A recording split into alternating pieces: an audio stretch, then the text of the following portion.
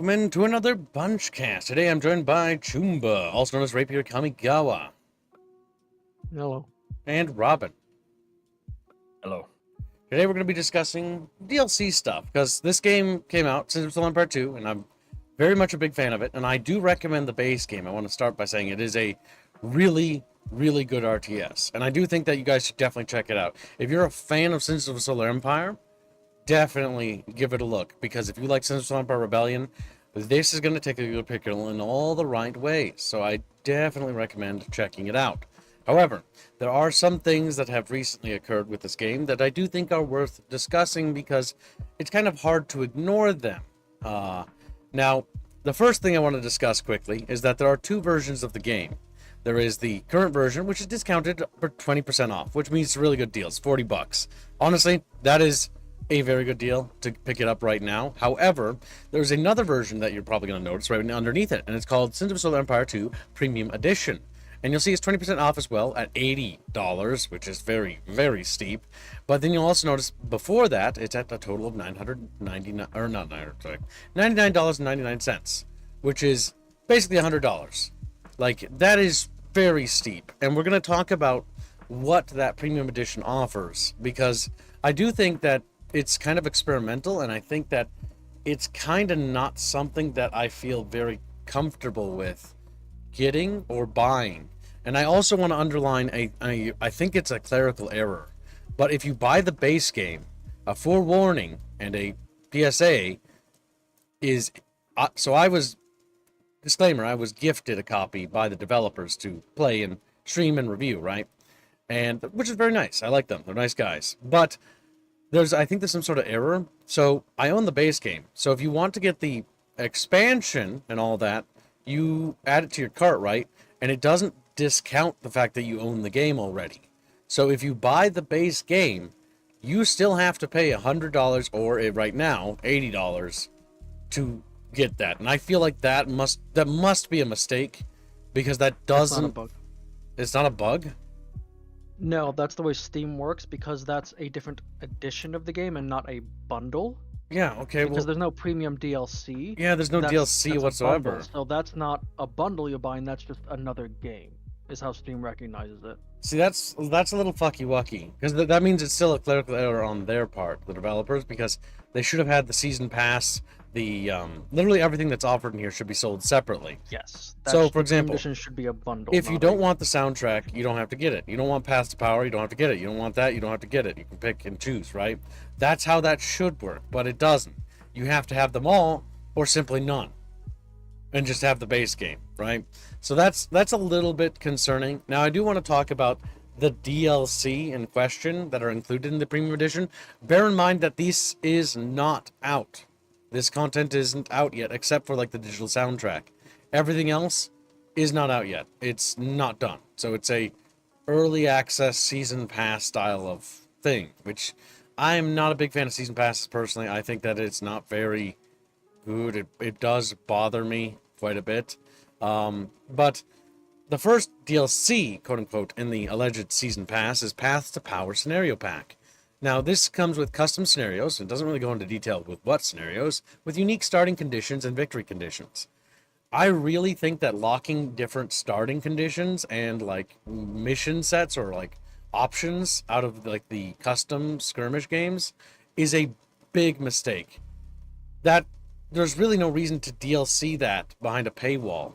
It's just like, well, it'd be like Halo DLCing Capture the Flag, or SWAT mode, or zombie mode, right?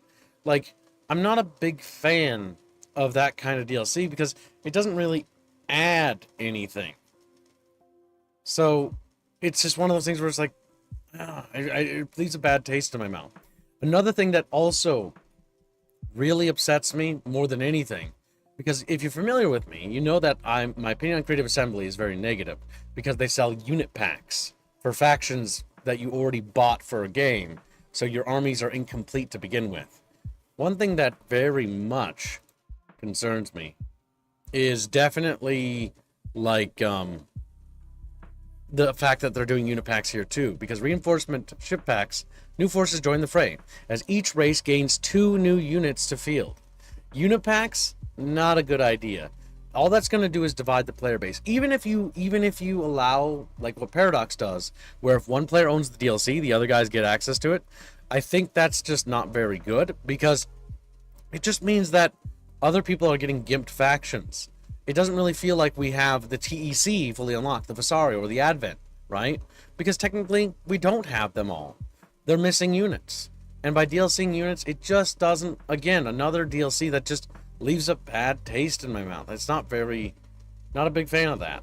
Now, something that's a bit more experimental is the third DLC. The third DLC is called Times of War Campaign Expansion, a full single-player story-driven campaign that relates the tragic story of the TEC, Vasari, and Advent. So it follows the storyline. It's going to have its own campaign. That I'm not so miffed about as much, because none of the Sins of Solar Empire games had campaigns to begin with. It's just not something Sins of Solar Empire really ever had. The whole manual, if you own the original game like I do, or the Trinity Collection or Entrenchment or any of the expansions of the old one, the all it would be is just like an update with an intro talking about the state of the quote unquote setting, right? So it's like, oh, things are getting bad, we're building trenches, building star bases, and it's like, oh, we entrenched for so long, now we're going to try diplomacy and stuff like that. And then rebellions when they start fracturing, right? So, but there was no campaign. It just simply was an excuse for new mechanics. I'm okay with that's the only DLC in this that I'm kind of somewhat okay with. The last DLC is something that, in my opinion, should have probably been in the base game to help get people to buy this game. Because Sins of Solar Empire 2 has the Advent, the Vasari, and the TEC, right? And it also has the Rebellion sub-factions, the Loyalists, the Rebels, and so you've got their sub-factions and with their unique ships and traits, which is good. That's everything that the previous game had. They do even expand on this, I want to point out too, and they do a lot of good things, like a lot of improvements when it comes to sub-factions and minor factions. Pretty much all the DLC of the original game, or Sins of Solar Empire Rebellion, was pretty much included in this one as well. But I do find it kind of sad, or a little bit distasteful, that the Harbinger expansion is discover and play as the mysterious fourth faction. So one of the things is that I don't know if a faction like that should be playable, but we're not going to get into that sort of argument. I think it should be like PvE, right? Like the pirates. Because if it's so bad that, destroy the Vasari and chase them across the galaxy, then surely it would not be a balanced faction to play if you were to do them any sort of, justice in terms of the lore. And making a fourth playable faction is one of those things where it's like, I feel like, based on how the Rebellion story ended, this should have naturally just led in with that, If we're going to do it, each expansion adds a new faction, or each expansion adds a new twist on something, right? That feels like that should have kind of been in the game, the Harbinger faction. We'll call them the Harbinger faction, because we simply don't know their name. But yeah, that's my overall assessment of the Premium Edition. The Premium Edition is just something that, to me, takes a really good, and I do mean that, Sins of Solar Empire 2 is really good. You should pick it up, especially if it's only $40. I think it's worth the asking price just for the base game alone. The DLC in question, though, the Premium Edition, I cannot in good conscience recommend, because I find it not quite palatable, if that makes sense, with some of the things it does. Even as a streamer, which I will probably end up covering this stuff anyways, but it's one of those things that I just don't really feel like it wins me over, especially just the premise of paths to power, especially custom snares and unique starting conditions and victory conditions. Shouldn't that just be in the base game? That's like locking options for settings and game mode features. How Age of Empires, you can tailor everything, it's very customizable. It's one of the more customizable RTSs. Your starting age, your starting resources, the map being explored, what kind of style of map you're going to be fighting on, etc., etc., etc., right? That's the kind of stuff I would expect to be kind of in the base game. And I would say in the base game of Sins of Solar Empire 2, the options do leave you a bit wanting. And it's time to start talking about some of the missing features, because there are a lot of missing features that breaks my heart to mention that they're not in the game, right? The level editor that was in Sins of Solar Empire Rebellion that allowed you to build your own custom solar systems is not in the game. Now, hopefully they'll add it, but I don't think this game was actually ready for launch. There's also numerous problems with the AI in terms of behavior, and how when you take out certain planets, like if you have Capital Victory on, or certain things that just didn't feel tested. Like, for example, I think it was it the Vasari when we were streaming it yesterday or the day before? that if you took out their home planet, because you have capital victory on, that makes every faction die. But for this particular faction, I think it was the Vasari, they had some sort of ability that made it so that like they had capital ships, and so it didn't technically count. And so what we ended up having to do is painting the entire solar system our color. And we played on a big one. 103 planetoid bodies to fight over. That took 9 hours. Because we couldn't, like, despite doing like intensive operations to deep strike into the territory and go straight for the capital world, and I did a deep strike, took out the capital world, and they didn't die. They just kept fighting. And so I had to go back and start just meticulously sieging down every single planetoid body until we took everything. There was like nothing left by the end of it. We took a 2-pronged attack, and that took 4 or I think 5 hours to do, Robin. Like, you gotta understand how autistic that was. That just reminds me of playing Warcraft 3, and when you're losing, you're like, oh, fuck this guy, and then you just go around building like farms in every single farm. Yeah, and so you just drag it on and on and on. See, back when I was a little bit of a a dick in StarCraft 2, back when I played multiplayer for that, my buddy Tyler and I did that too, where we had clearly lost the game, but we would play Terrans and we'd like lift up our stuff and move it around and build new bases. Yeah. And we did that for like 2 hours until they were fucking screaming at us, and then they just quit the game and we won. It's like, we were laughing so hard. It's a valid strategy. We're terrible people, by the way. That's not very sportsman. But we had a weren't similar dead. thing in Dawn of War. 2v2, friend gets wiped out, and he just slowly kept building bases across the map until eventually he just attacked them in the back. Mm-hmm. Yep. You could just turtle around and keep guerrilla warfaring. See, I kind of like the idea of guerrilla warfare in an RTS, but I can understand that being on the opposing side, in this case, me being on the opposing side, how it's cancer. Cancerous it is. It's like, I will siege down every single world, and I will crush every single fleet, titan, capital ship you send my way. I will ambush you, cut you off. I will keep blowing up all your stuff. And slowly, meticulously, after 9 hours, we won. 9 hours. But did you really win, though? It felt like it, yeah. Actually, I was pretty happy with the fact that I won. You know, I got to see the stats screen and got to see, like, yeah, I murdered 1 billion of them.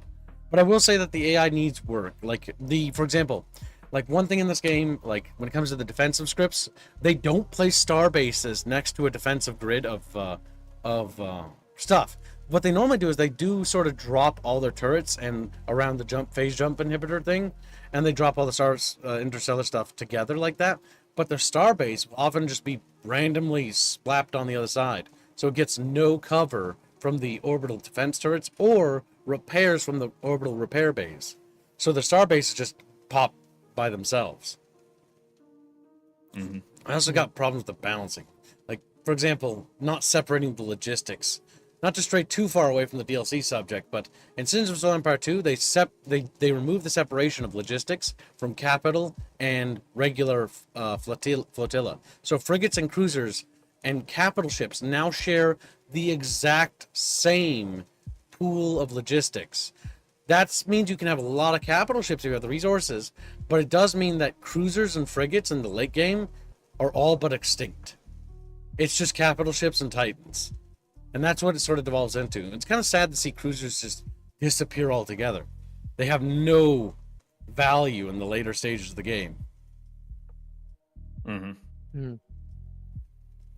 Yeah, that's a bit of a problem. Because That seems to be a What? issue with most RTSs these days, or just games in general. It's everything just kind of falls to the wayside once you get to late game. It's just like the end unit just spammed to oblivion. Yeah, I feel like that a little bit in few games that I have played, to be honest. Definitely. One thing I do not like is I don't like pop caps. I kind of wish they would extend it a bit further, because you can have a pretty big fleet, but I will tell you this. On the bigger maps, your fleet, you will only get big enough to the point where it's like, okay, maybe like cap fleet sizes and how much a fleet can be in terms of size, and then fleets can't move in the same system or something to help with logistics. I don't know. But like all I know is that like my empire was so big that if the enemy was attacking somewhere, I just kept attacking where my fleet was. Because to send them all the way back to go help defend something, by the time they get there, like they'll already have fallen and the enemy fleet will have moved away. So it's more prudent to just keep attacking, and taking planets. Because you'll take their planets faster than you will by being defensive. That was one of my problems. But that's more so PvE related. It's going to be very different when it comes to PvP. Yeah, if they're gonna have to have a pop cap, it should scale with the size of your empire. So like, you don't have situations like that where you have your armada, but you can't really even use it to defend all your territory. Mm-hmm. All right, so let's just quickly get to the Q&A real quick before we move on too far. So, Master Huntsman says in the QA, I don't like DLCs that lock a quarter of the base game or important factions from the game. Yeah, no, I hear you there, brother. Like, one of the things is like, locking out a faction is just not really something that sits well with me, because after seeing Creative Assembly do it so many times, what often happens in the case of Creative Assembly is that the new DLC faction is blatantly overpowered to incentivize you to buy that, or worse, or equally worse, it's not remotely equal to, either inferior or flat right superior, meaning that if you don't get it, well, now you're weaker than everyone else, or if you do get it and it's crap, that's also incredibly disappointing, which can be very upsetting to see. Hold your majesty. You know? Yeah. In some games, like I don't really play RTS games, but I play all MMOs a lot, and one of my favorite MMOs is a piece of shit game called Tree of Savior. And when I played that game for like 3,500 hours, and when I went back to it last time, that's the last time I'm ever going back to it, because they started releasing new classes, and they lock the classes behind paywalls. So you have to pay like $20 to unlock this class, which is like, it's scummy, but it's like, okay, sure, whatever. Because what they did was like, if you log in and you make it when it's released, you get it for free, at least for that character. But you can't do it on other characters, you have to buy it then. But what they started doing after that was they started releasing like super classes that were just better than all the other ones. And they have bigger, flashier effects than everything else. And the only way you can get them is by pulling on the gacha. So it's you have to gamble it. Either you gamble it or you go and like buy it from someone else, but it's still like the equivalent of like a minimum of $60 or something for a fucking class. And I was like, but like if you actually want to pull for it in the gacha, it's probably around the like $100 to $200 ballpark to just get it legit. So I was like, I think this game is dead now. Like, it's over. Yeah, that can create schisms, because that's definitely my concern here, because I want Civ Soul Empire 2 to succeed, because it's the only, like, Homeworld 3 failed, ultimately. Like, that's, no matter how you slice it, no matter how you look at it, Homeworld 3 was a disaster. This is the only sci-fi RTS that has the potential and promise to make it big. And it hit the ball running, you know, it hit it well, right? But the season pass is the part that concerns me the most, because I'm not entirely convinced on it. I do have other grievances with the game, but by and large, Sins of Soul Empire 2 is what I wanted. And it's where I wanted it to be. It's just my concern is their DLC policy, because I don't know if that's the right way to go about it. Let us quickly go to Sins of Soul Empire Rebellion to contrast their other previous DLC policy. Now, Sins of Soul Empire Rebellion is $20. It's pretty cheap to pick up right now. However, it's got $30 in DLC. The DLC outnumbers it. Now, granted, deduct $10 because it's music, right? But the whole thing that the DLC did is it normally added mechanical things, right? So, for example, the Minor Faction DLC introduced mechanics, and that was way later after the game's release that they added this stuff. So these sub-factions you could have relations with, and they're not involved in the major war, but you can get them to join you or buy stuff from them or get perks from them or conquer them and just wipe them out. And that's a feature that actually you see in Sins of Solar Empire 2. So it's nice to see that they actually baked a lot of the DLC ideas in there. And if I remember right, Outlaws is the introduction of... Oh, yeah, this is another thing I want to talk about. So Sins of Solar Empire Rebellion, right? You see how there's different solar systems, and you have to jump from stars or use wormholes to jump between the solar systems, which is really cool. I really like that. Sins of Solar Empire 2, I didn't see, and correct me if I'm wrong, chat, but when I looked through it, I couldn't find out how... I didn't even see the technology to research wormhole travel or to use other stars. So that's like something I couldn't find. And I bet you that's the first DLC. That shouldn't be that. Oh my god, do not. It shouldn't be, but No, I bet you it is. I don't think it is. Here's my actual theory, because we know it's not the first DLC because we already read the DLCs. None of it said anything about that. If I had to guess, scenarios and no. See, the thing is, if you look, it's probably that they haven't finished it yet, and that it's not actually done. Because that's my theory. They'll just patch it in. Like for example, the level editor. That's probably why the level editor isn't in. Because level editor, you could make different star systems, how many little planetoid bodies there be in them, and then be like, okay, I want like 6 stars. Each star has like, 30 planetoid bodies, Okay, 30 times 6, that's a lot. No, that's a couple hundred.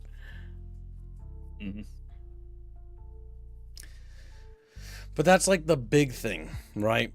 And the Outlaws DLC, I'm pretty sure, added, or was it this one? I don't remember. Yeah, this added like more planetary stuff. Autonomous planetary militias. Yeah, so they added like stuff like that. You see that in the base game. A lot of these DLCs they added nice stuff, and they would occasionally release them on occasion. And I'm like, okay, that's kind of weird, like a random DLC like years later after the game launched. Because the game launched in 2012 and started getting DLC in like 2018. Which was kind of weird to see. But yeah. So that's something that I have a concern, because the DLC for the previous title normally introduced some mechanical functions to the game, not really focusing on unit packs or things like that. Because when I ask myself, what is the strongest part of Sins of Solar Empire, right?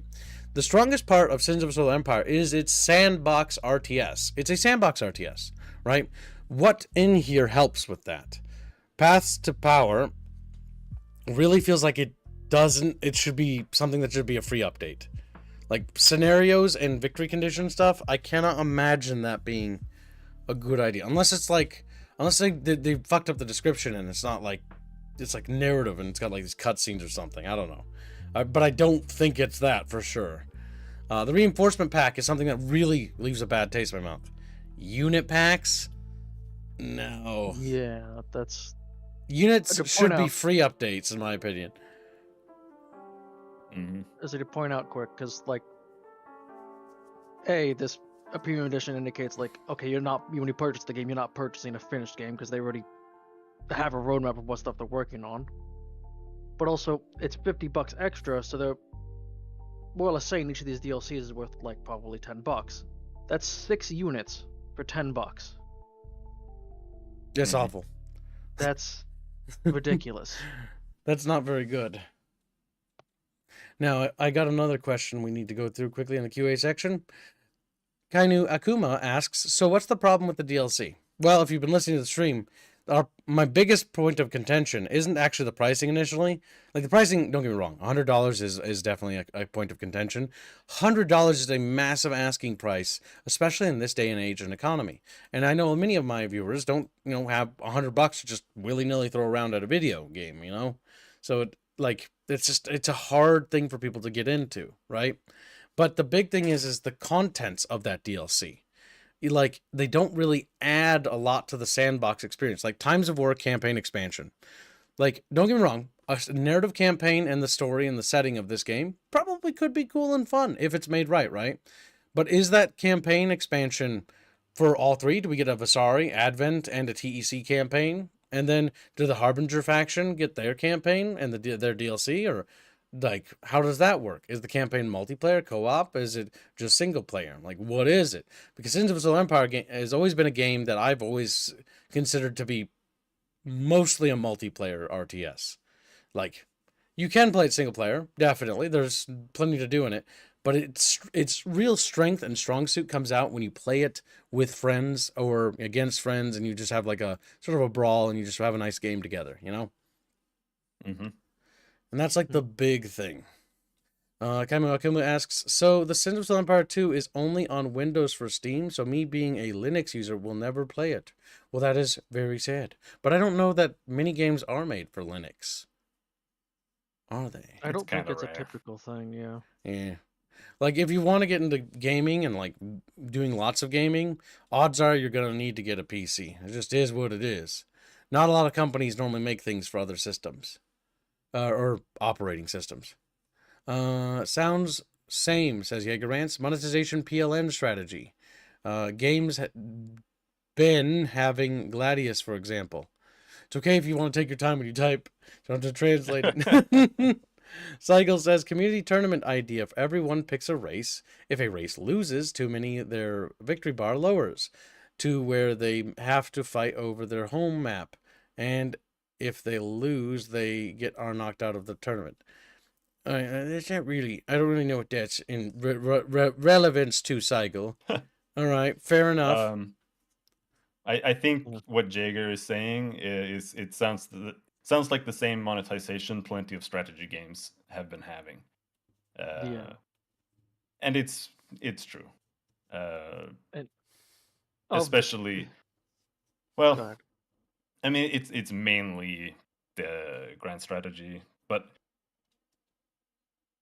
when you say that, it really means it's mainly Paradox. So. Well, Paradox, Creative Assembly, like the titans of the strategy market, right? Yeah, yeah, Like everyone else has died and kicked up dust. yeah. They're all So gone now. my problem is, let's see here. Where can I send you a link? You can send it to Kibbs. I just cover my screen anytime I open it. Okay. So if you look at this here. One momento. Just got to make sure I don't open up everyone's DMs, you know, accidentally. A little bit of an accident, if you will. But yeah, here we are. Of an oopsie. So, oh wow, that's $100 too. yeah, we bought this one, by the way, when we played Guild Wars 2, but it was half off, so it was $50. And even at $50, getting into Guild Wars 2 is still pretty steep, because you have to buy this to get everything, like all of the areas, and be able to access everything. And get the full story as well, if that's why you're playing it. If you don't buy the living worlds there, you don't understand what's happening at all.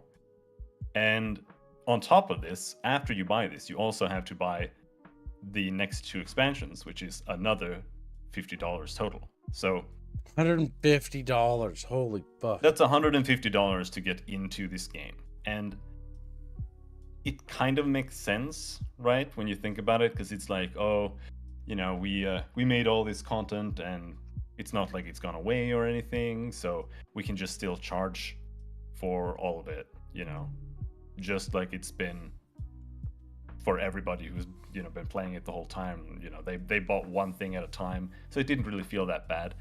But it becomes a huge problem when you operate for a long time, and I don't really think it's a good business strategy. Because what you end up with is like, oh, you want to get your friend into Guild Wars? Are you gonna convince your friend to paying $150 to play with you? Mm-hmm. Like, how many people have friends like that? Like, it's hard enough to get them to play it when it's free. Like, it's just not gonna happen.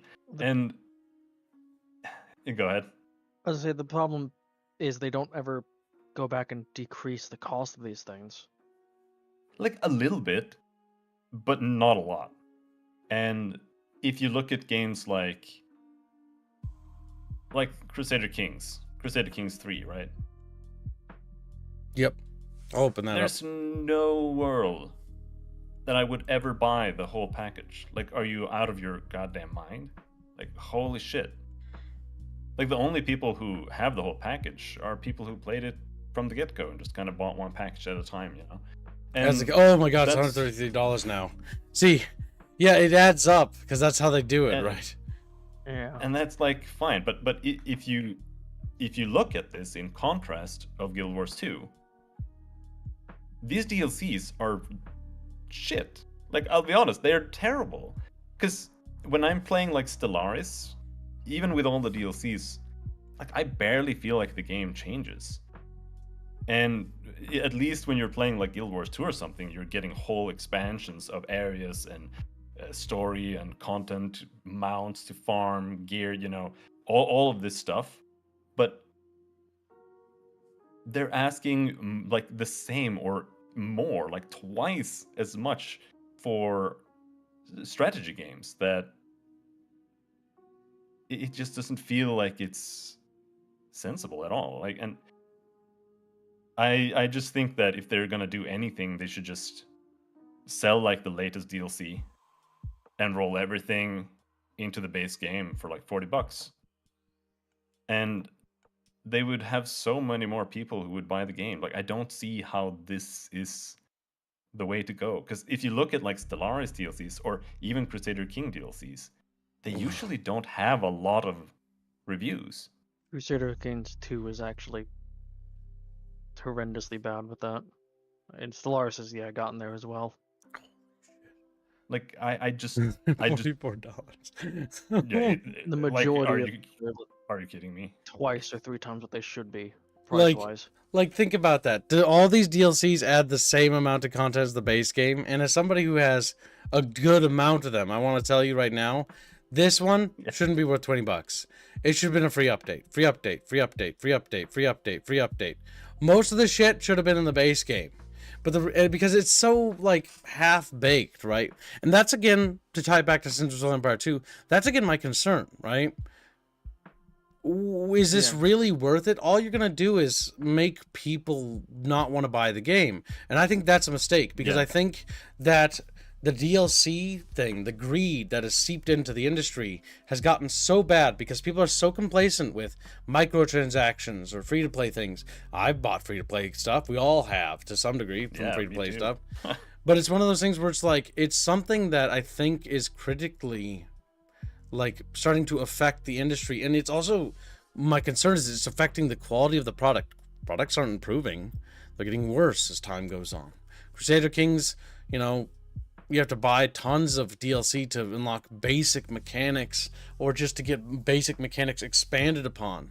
Or God forbid, you know, like Hearts of Iron, you don't get access to like hardly anything. Like, you don't get spies, you don't get to deal with the corporations and the companies when they get experience. If you don't have the right DLCs, you can't sell or buy weapons on the market. You can't do hardly anything. You can't engage with puppet systems as much because there are no mechanics for them if you don't own the DLC. And so those who buy the base game often get a gimped, like, cartoonish game by comparison.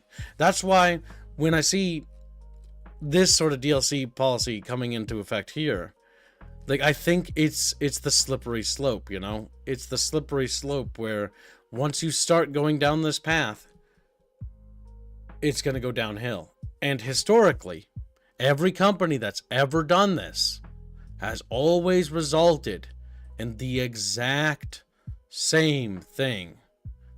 Paradox, you know, Creative Assembly. Both of them used to make good games. I want to point that out. Both of them used to be respected companies. Revered even. Now they're not revered. Now they're people very, very divided. Yeah. I want to point out quick that the Stellaris species pack DLC that just adds portraits and skins for ships at most are $10 a piece. Yeah. Which is absolutely absurd. Yeah, like when it comes to selling like skins and cosmetics, they are literally a scam. Because you're selling like one piece of art for a quarter of what the entire game costs. Oh, right? yep. Like World of Warcraft a does cosmetic that. a cosmetic should barely be like 2 cents to buy for the end user in reality. But, you know, And they'd still be And- walking away with a profit, I want to point out. Yeah. But Mythic said, where was it? Mythic said, I would rather have one massive DLC for 40 pounds than 4 to 5 crappy minor DLCs for 10 pounds. And in this case, like for Sins of a Solar Empire, when you look back at games like Warcraft 3, when they came out, you know, they had huge, vibrant multiplayer communities that they were super active. Like, it was literally the most active place you could be in any online community, playing Warcraft 3. Same with StarCraft, especially since they had, you know, Battle.net, and it was all, you know, kind of cross game, which was kind of cool. But eventually, of course, the game's gonna simmer down a bit. But then when they finally released Frozen Throne, like, that's just like, it is technically a DLC, and it is, you know, paying the same amount of money again for just more stuff, right? But when you do it like that, it also revitalizes the entire community as well, and it brings back more life to your game, and it more life. Like, if you have a game that's focused on multiplayer, especially, that means that people are going to want Your Majesty. to play it with other people, and you need a community for that. And especially for an RTS, I think that's really important, because as much as you are complaining about the AI in this game, for example, the AI is usually a big problem for RTS games. That's why people go and play it multiplayer. Yep, because only a player or a human on the other side can truly take advantage of the mechanics the way you'd want them to. But when you do this, where you, like, ahead of time, you're like, yeah, you can buy the game, or you can double up and pay twice the price for some shit that we don't even have information or even like images about at all. Yeah. It's just off-putting, and you're just gonna lose customers. You're gonna lose players. Whatever online community that you might be able to foster is just gonna dwindle, because you're gonna lose interest. And later on, when you're gonna release these things, it's probably not going to be like this revitalizing thing that people get excited for. It's just gonna be some shit. Like, no one's gonna get excited for 2 new units enough to, like, bring them and all their friends back to the game, right? Yeah. So Yeah. it's very questionable, in my opinion, to push Recharge. stuff like this. Like, someone mentioned fighting games, like Street Fighter 4 being like $400 or whatever, because they have so many character packs. I don't know if that's accurate, but even looking at like Street Fighter 6, it's like $80 base game, and then you need to buy character packs and season packs that make it like easily 120. And that's why I've stopped playing fighting games. Like, I played professionally almost. Like, I went to tournaments and shit, played Guilty Gear back in the day. For 10 years, I have a $250 arcade stick, but it's just not worth it anymore, because they're all like $100. It's insane. Like, I'm not doing it. Yeah. Lord of Opossums. For $2 says hi. Hello, Thank you for the Apostle. donation. Donates $2. Thank you for your And donation. Kygol gifted 5 memberships. And thank you for the gifting of membership, Skygull. Really appreciate it. Thank you very Very much. generous. But Don't- and as Chad has pointed out, like, and as you said, Gibbs, this is the first step on a slippery slope, because we'll see this eventually potentially turn into, you know, Solaris and other games where it's just hundreds of dollars of DLC, and then that eventually leads to, as Chad's pointing out, subscription servers for Oh DLC. God, no! You reminded me. Paradox has CK2 already done has this. Yep, CK2 has that. Hearts of Iron has that. Not just CK2. Paradox has that for all their stuff, and what they're trying to push is the subscription model for their games in order to get the DLC unlocked. Because yeah, look, It's so awful. like it's $133 for CK3, right? Let's go to Hearts of Iron 4, right? Like let's take a quick look. How much dollars in DLC is that? Hearts of Iron 4 is $181. All right, that's another one of their games. Europa Universalis. How many fucking extra dollars is that? You know, not including the base price, which is like 50, 60, 40 bucks. You know, Europa Universalis 4, fucking $435. Like, then they're trying to push you onto a subscription platform. Subscribing to games, right? Subscribing to MMOs. The only reason why I tolerate that with an MMO, and only for them, is because what they're offering is specifically a live service. Now, live services are debatable on whether or not they're worth it, right? Like, I've subscribed to WoW. I've been subscribed to WoW. I'm gonna do another series on WoW soon, and I'll level with you guys. I really dislike World of Warcraft subscription model. I think it's a scam. $15 a month is ridiculous. That is I high. don't mind it for MMOs, especially since they do release frequent updates. If they didn't, then yeah. But I actually do think that for like subscription type MMOs, that they shouldn't charge for expansion packs. Yes, because Yeah, that's what absolutely World of not. Warcraft does. It's like, okay, you have to be subscribed $15 a month. Okay, that means every bit of content I should just get, right? No, you're gonna have to buy the next expansion. It's like, but I'm already paying you monthly. Like, why do you need another $60? Why do you need another? You're gonna take that in like 3 months anyways. You're gonna take... Yeah. Check Streamlabs, Gibbs.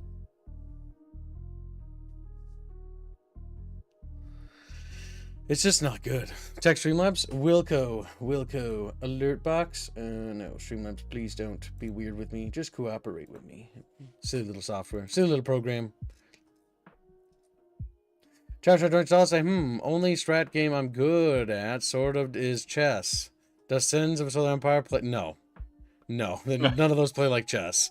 I'll level with you right now, dudes. I actually used to play chess tourneys and actually have several medals and even some first place trophies. I can brag a little. But, like, no, these games do not play like chess. Most of them are all real time and require a high level of thinking. Now, chess also requires a high level of thinking, but one's turn-based and one is real time, right? Not to mention, like, chess is also about like calculating what your opponent's going to do and trying to calculate the possible openings you're creating by moving a piece. Like, it does get tismic, right? But you normally have a little bit of time, especially if you're in tourneys. You got like, a couple of minutes before you have to make your move.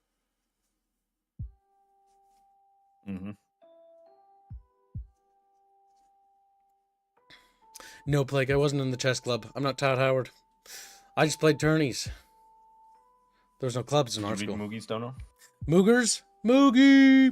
You donated 6 shekels. Unironically, can't nobody say anything. Okay, that's literally what those are called. He says, check out Train Simulator. It's even worse. I know it is. Like, Train Simulator or DCS or whatever the fuck it's called. Now, I do know that it's a bit more complicated with these companies. I don't know if this is the right Train Simulator. It looks wrong. No, that's definitely not right. Yeah, isn't Train Sim like a training thing? And that's kind of why they do this, but yes, I'm not sure if that's true. Some of it might be. I'm kind of guessing a little bit. Oh, $3,982 worth of DLC for DCS. DCS is sort of like Train Simulator, but for military vehicles. Oh, yeah. But if I remember right, that's also because they actually, when it comes to this DLC, they actually, I don't know if it should be like $60 fucking dollars, but they do need to, when it comes to military equipment, get licensing agreements with the actual governments of these nations to use the vehicles in their game. Because that's why a lot of shooters, like if you're playing sort of military shooters, like for example, like Call of Duty, or like, let's go to more obscure, like Black, if you're familiar with that old school shooter, action shooter, right? That game, the reason why the guns aren't called what they actually are is because they don't want to get sued. It's like, for example, using the Sherman main battle tank from World War II. you need to actually get permission to use that, if I remember right, because the U.S. Army still owns the rights to the Sherman's likeness. Mm-hmm. Chatfish are like, what? I gotta get weights and stuff? Yep. Do free-to-play game purchases count as DLC? Not quite, but they are microtransactions, right? We're mostly talking about games you have to already buy, right? Like, even an MMO, right? When you buy, like, I don't know, War Within, the upcoming expansion, right? You get, like, a month included. So it's like, oh, yay, a whole month, woo, for $16. But, you know, details. But you also have to pay a subscription. Go ahead. You don't actually get. They don't include months when you anymore? Buy it, they never did. What Not game ever. did that then? None. No, I have never played an MMO that came with. I'm pretty sure there was a one month game that came for with think- expansions, but they almost always come with a month for the base game. Okay, maybe that was like WoW buying. came for the base game. Okay. Maybe that's what I was thinking of. Because when we bought World of Warcraft, I'm pretty sure we bought the battle chest, my dad and I. 'Cause Yeah. that's what was out. And it came with Burning Crusade and the base game. Because Wrath wasn't out yet. And that absolutely came with 1 month. Yeah, I do remember that. Came with like a little card. I really wish I kept that box. They look kind of neat. They were big. Deagle versus Desert Eagle, says Raging Bull, is the most common example. Yes, because they do that to be like, well, it's not quite a Desert Eagle. It's a Deagle. Train Simulator Classic 2024. I don't know. Train Simulator... Like, this stuff is not the same as the stuff we're talking about, because I do know that there's licensing when it comes to getting these actual models made by actual companies. Yes, I mean- it is Oh. absurd, right? Like, how much... Oh my god, browse 7... That's not all of them. In Oh my 53? How much is the total? Where's the total page? Like, what if I think want... you might have to just add them all to cart, I think. I dare not. It'll break my Steam account. And I have to click remove on all of them. Fuck that, dude. Oh my god, they're all like $30 and $40. I want to blow my brains out. That's It is fucking a funny awful. number, It's a what? But yeah, it is a little bit different because it's Oh my it's god. not really meant to That's- be a game in the same way that like Crusader Kings is. It's But awful. yeah, That's terrible. That's truly terrible. I did not think that the train community was that loaded. Well, the thing is, I right? think it's more the you're only gonna buy the the trains. you're train interested in. companies. Yeah. Yeah. Yeah, I think most of these type of games are meant to be like training sims for companies more than they are for players. But they release them here too because you can, of course, play them. There are a lot of train enthusiasts out there. That will buy it, yeah. I mean, that's same with Mill Sims, right? Like, another game that was like that was Full... No, what was it called? Full Spectrum. This was made by, what's the name of the company? Pandemic. Pandemic made Full Spectrum Warrior as a training sim for squads. And it's meant to simulate squads. Full Spectrum Warrior, I believe, is the commercial release for like regular people, but they had made like a military squad command sim for like squad leaders so that they could figure out how to organize dudes and stuff and scenarios. Then they wrapped it up, bundled it up, and then sold it to the public as well to get more money. Mm-hmm. But yeah, that does happen with training games quite a bit, in fact. Also, Diablo Battle Chest was the best battle chest. You're talking about the Maybe. WoW one. World of Warcraft has more content, and I spent more time in that one, so I think you're dumb and wrong. It's like, oh, well, You're free to your incorrect opinions. but yeah, when it comes to the like DLC and DLC as a whole, it's a slippery slope, right? Because gone is the age, but not entirely. There are companies that do. Okay, so there's a company actually I want to underpin right here. Factorio is working on their first DLC for their game, and I want to point out that the game's been out since 2020, so it's been about 4 years, and they've been developing their first DLC. Now, one thing I want to underline, and this is how DLC should be done, right? At least on how they're doing it. This DLC he's making adds space as a whole new mechanic to the game. So you go from mining on factory and building a factory on a planet to going to a space section to going to 3 distinctly unique other planets, as far as I was aware, that have their own like biospheres and their own like resources you need to gather from them to progress the game even further. So in terms of content, this is like not only revitalizing the game, like what Robin said, but also building on top of the game in a massive way. Not just a little bit with like, oh, you know, we added a switch in Crusader Kings that allows you to see diseases now. Wow, I can see diseases. Oh my god. I don't care. I don't care. Actually, no, never mind. I for a second I thought Crusader Kings 3 had that DLC just in the game and you just couldn't interact with it. No, it Like, doesn't. it would still be a mechanic, because I know Total War does that. Total War Creative Assembly does that, where they update a faction. It's like, this faction has new ogre bogers. These ogre bogers are super big and stuff. And it's like, what? Ogre boger big? And it's like, ogre boger big. And then it's like, you don't have the DLC, but the AI is using it against you. And you're like, you son of a bitch. Yeah. Like, the game's like, look at all this DLC. You don't have it. Why don't you just give me money? And then Creative Assembly is predatory, right? Because the slippery slope gets worse. I like to start typing Creative Assembly. Total War Warhammer. This is the worst Total War ever made. And I will stand by that because it truly is. And it's not because of the game itself so much as it is the DLC policy.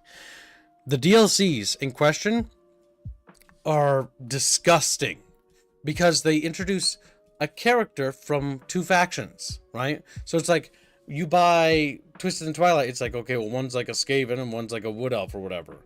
And so you get some units for Skaven, but you get some for Wood Elf. So surely you want to buy the other ones. And if you look at it, is it always the pairings are Skaven and Wood Elves? They're not. The pairings are intermixed all the time. So that what it's trying to do is it's trying to get you to do, it's trying to manipulate you by getting the sunk cost fallacy going. Where it's like, well, you already have some of every of these units unlocked. So surely you want to get the rest, right? Mm-hmm. And that's how they do it. Oh, Terratine. Yeah. These companies blacklist people. Like, Creative Assembly has us on a blacklist. They have a massive blacklist, to be fair. Pretty much anyone has a YouTube channel that says one thing negative, blacklisted instantly. Like, it's pretty massive. He meant that we should blacklist the companies. Yeah. See, the issue with blacklisting a company as a streamer or a content creator is that it silences your voice in a sphere. And if you want to have impact on a subject, being quiet is only going to make your voice disappear from the conversation, and your opinions also die with you. Some people might share those opinions, but now that group is losing their voice. And so what happens is it gets quieter and quieter until it's gone. And then there's nobody speaking anymore. Because the only people talking are the simps, or the sellouts, or the people who are bought, basically. Spheres mentioned? Yeah, I do mention those a lot. Because the world works that way. Whether you like it or not. Sphere. It is.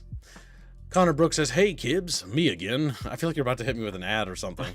And I managed to get sends, too. You plan on playing today with the bucket fishies? You know, maybe we will do some sins today. That could be fun. Like, we didn't have a particularly big plan besides doing the bunch cast today. But yeah, you know what? Maybe after today's stream, we'll do a sins community event and we'll battle it out. Because, again, I do want to say, like, I know we've been fairly negative, but my actual opinion of the game, and the reason why I'm saying this is because I care, and I saw a hentai game there. Oh, boy. Yeah. Good thing I didn't click on it. Good thing I did. But the big thing is, like, I do like this game quite a bit. I think it's really fun. I think it's good. I think they're on the right direction. But I very much disagree with the expansion pass policy. And it's too late for my opinion to matter here, because what is already set in stone, right? Yeah. It would take a concerted effort from a lot of people to really undo this. My only hope is that going forward, that maybe they take note of what we've said and maybe try to switch the direction to more free updates for things that should be free, like, mission types and stuff like that. Or if you're going to add unit packs or whatever, just free update. Like, oh, we added some cool new ships, here's some cool new ships for the game. Because honestly, free updates are going to win you over community-wise. I know that for a fact. And that's how you get a loyal fandom. Yeah. It's a little bit like, I will say, to give companies a benefit of the doubt, I don't really know what it's like to run a massive big corporation game studio like that, right? Like we are a game studio, but we operate quite differently than they would, right? So it's really hard to say how it is, especially like dealing with publishers and different studios. Oh yeah, of course. Like, right. For instance, they are published, right? Stardock is the publisher, and Ironclad Games is the developer. Well, Stardock is also listed as developer next to it, so I think they co-develop stuff. Yeah, Stardock Entertainment, yeah, right. But I do think that they are shooting themselves in the foot when developers do this, because you have to think more long term, because this feels very short term thinking. Like, we have to make money, and if you make a game like this, or you make a game like Crusader Kings, you make a game like Heart of Iron, you have to think more in terms of revenue. Like, if you just make Crusader Kings 3, and even if you release DLCs occasionally for like $15 or even $20, it's still kind of steep, especially for what they're putting out, because that's also a factor. Like, it's not just, oh, this, $20 is too much for a DLC. It's also what they're actually giving you. And then you just keep the game at like an affordable $40 for everybody forever, and it's just always like that. You just maybe go on sale sometime, but otherwise it's just $40. Absolutely. You're just gonna have a game that people are gonna buy forever. Yep, because new generations are going to come into the gaming sphere and pick it up because people talk about it. That still happens to this day with Sins of Soul Empire Rebellion. People still go back and buy it. Why? Because it's good and it's got a great modding community. It's a solid fucking game. Yeah. It still sells today. Yep.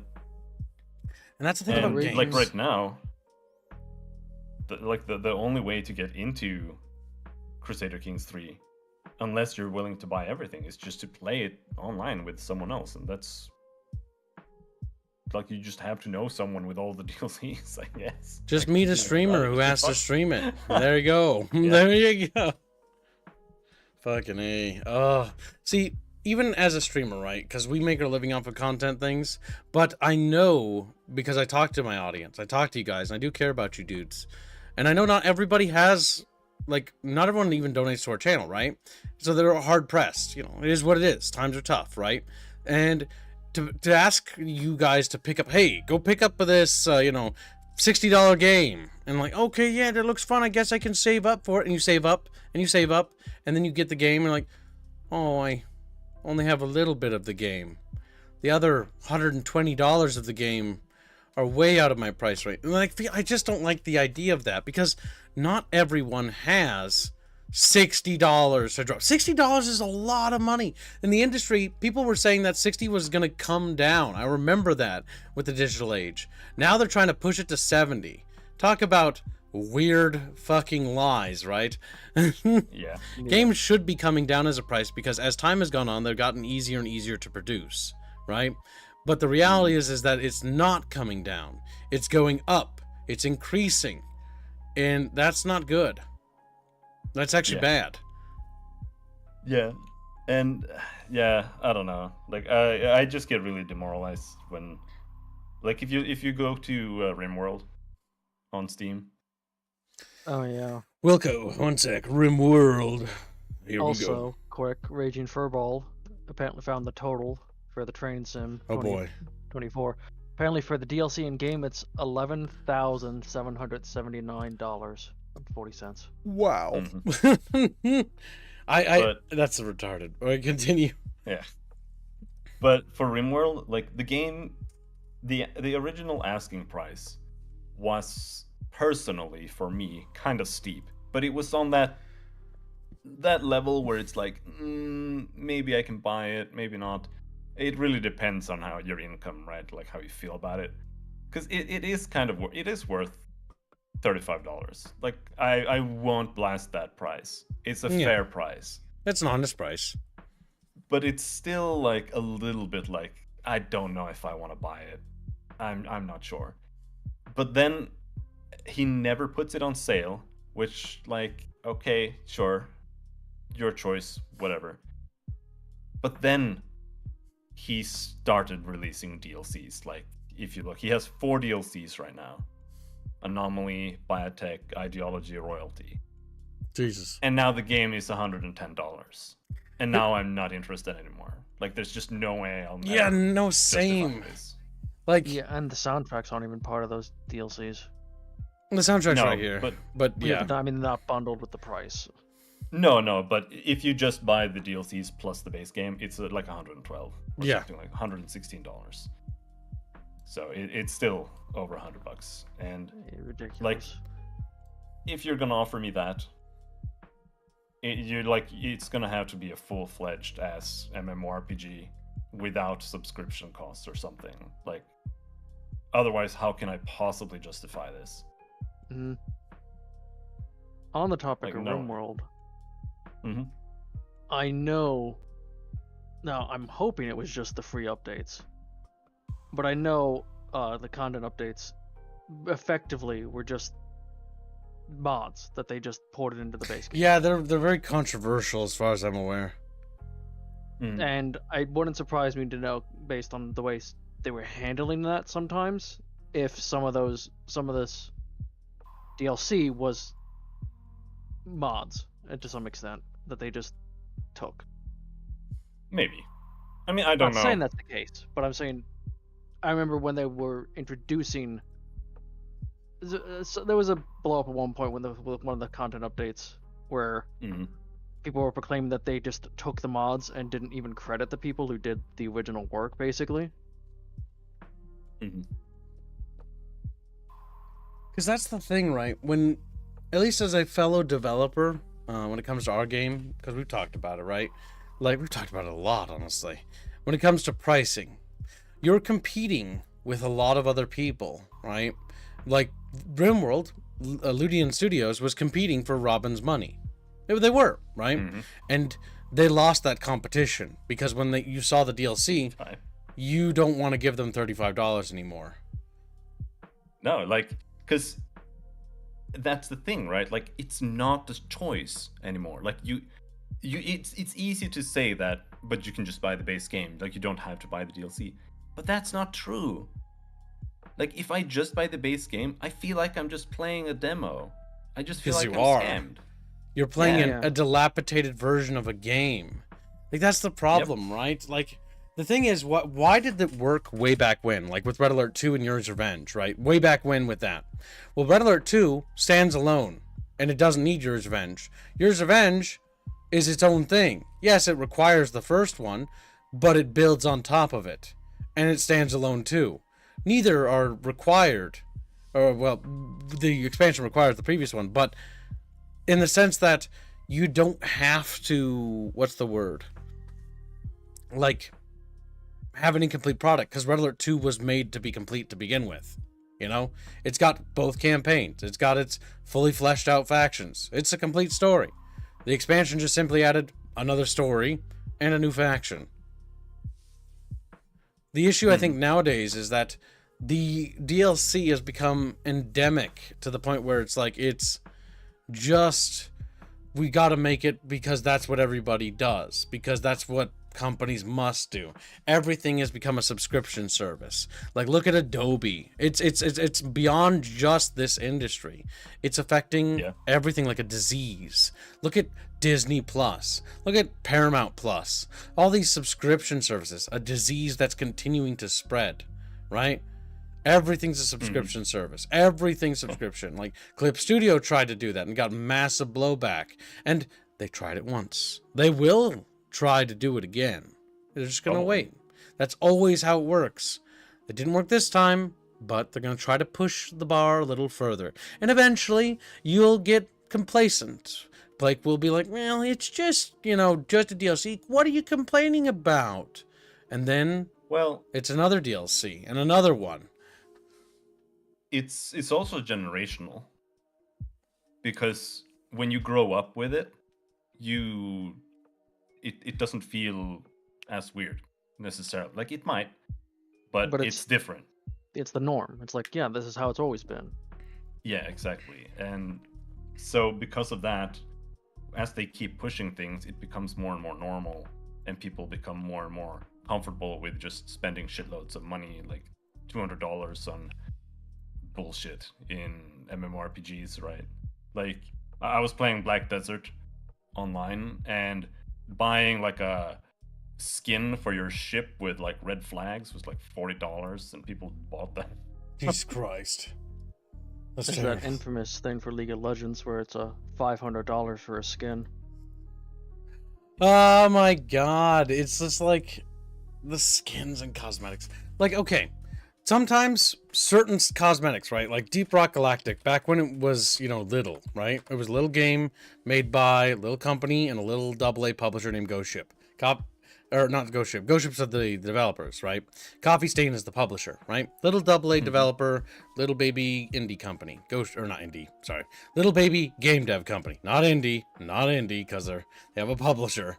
But the big thing is that, yeah, I did buy some of the cosmetic DLC, I'm pretty sure. Yeah, I bought a couple of them. Support upgrade, Dark Future, and Megacore. You know why? Because I did want to support the devs.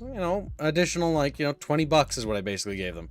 I didn't really ever feel a need to buy any of the other ones because, well, I didn't really want to. They were just cosmetics. And most of it's all season passes. And it's like, okay, these are just cosmetics. They don't add anything to the game, right? You don't need them. They're completely pointless. There are cosmetics in the game that actually, in my opinion, look better than these ones that you can just earn. Yeah. Although I think Dark Future is one of the best looking ones. But that's what I mean, though. When it comes down to it, you didn't have not to. necessary. You didn't have to have it. You didn't need to do it. And it was just if you wanted to support the devs. I think what companies should do is start considering the cosmetic approach. Like, if I like Sins of Soul Empire 2, which I do, I really do, and I do want to buy more of their stuff and support them. It's really hard, though, because I really think that this premium edition just doesn't sit right with me with what's in it, right? But would I buy cosmetics? Hell yeah, I would.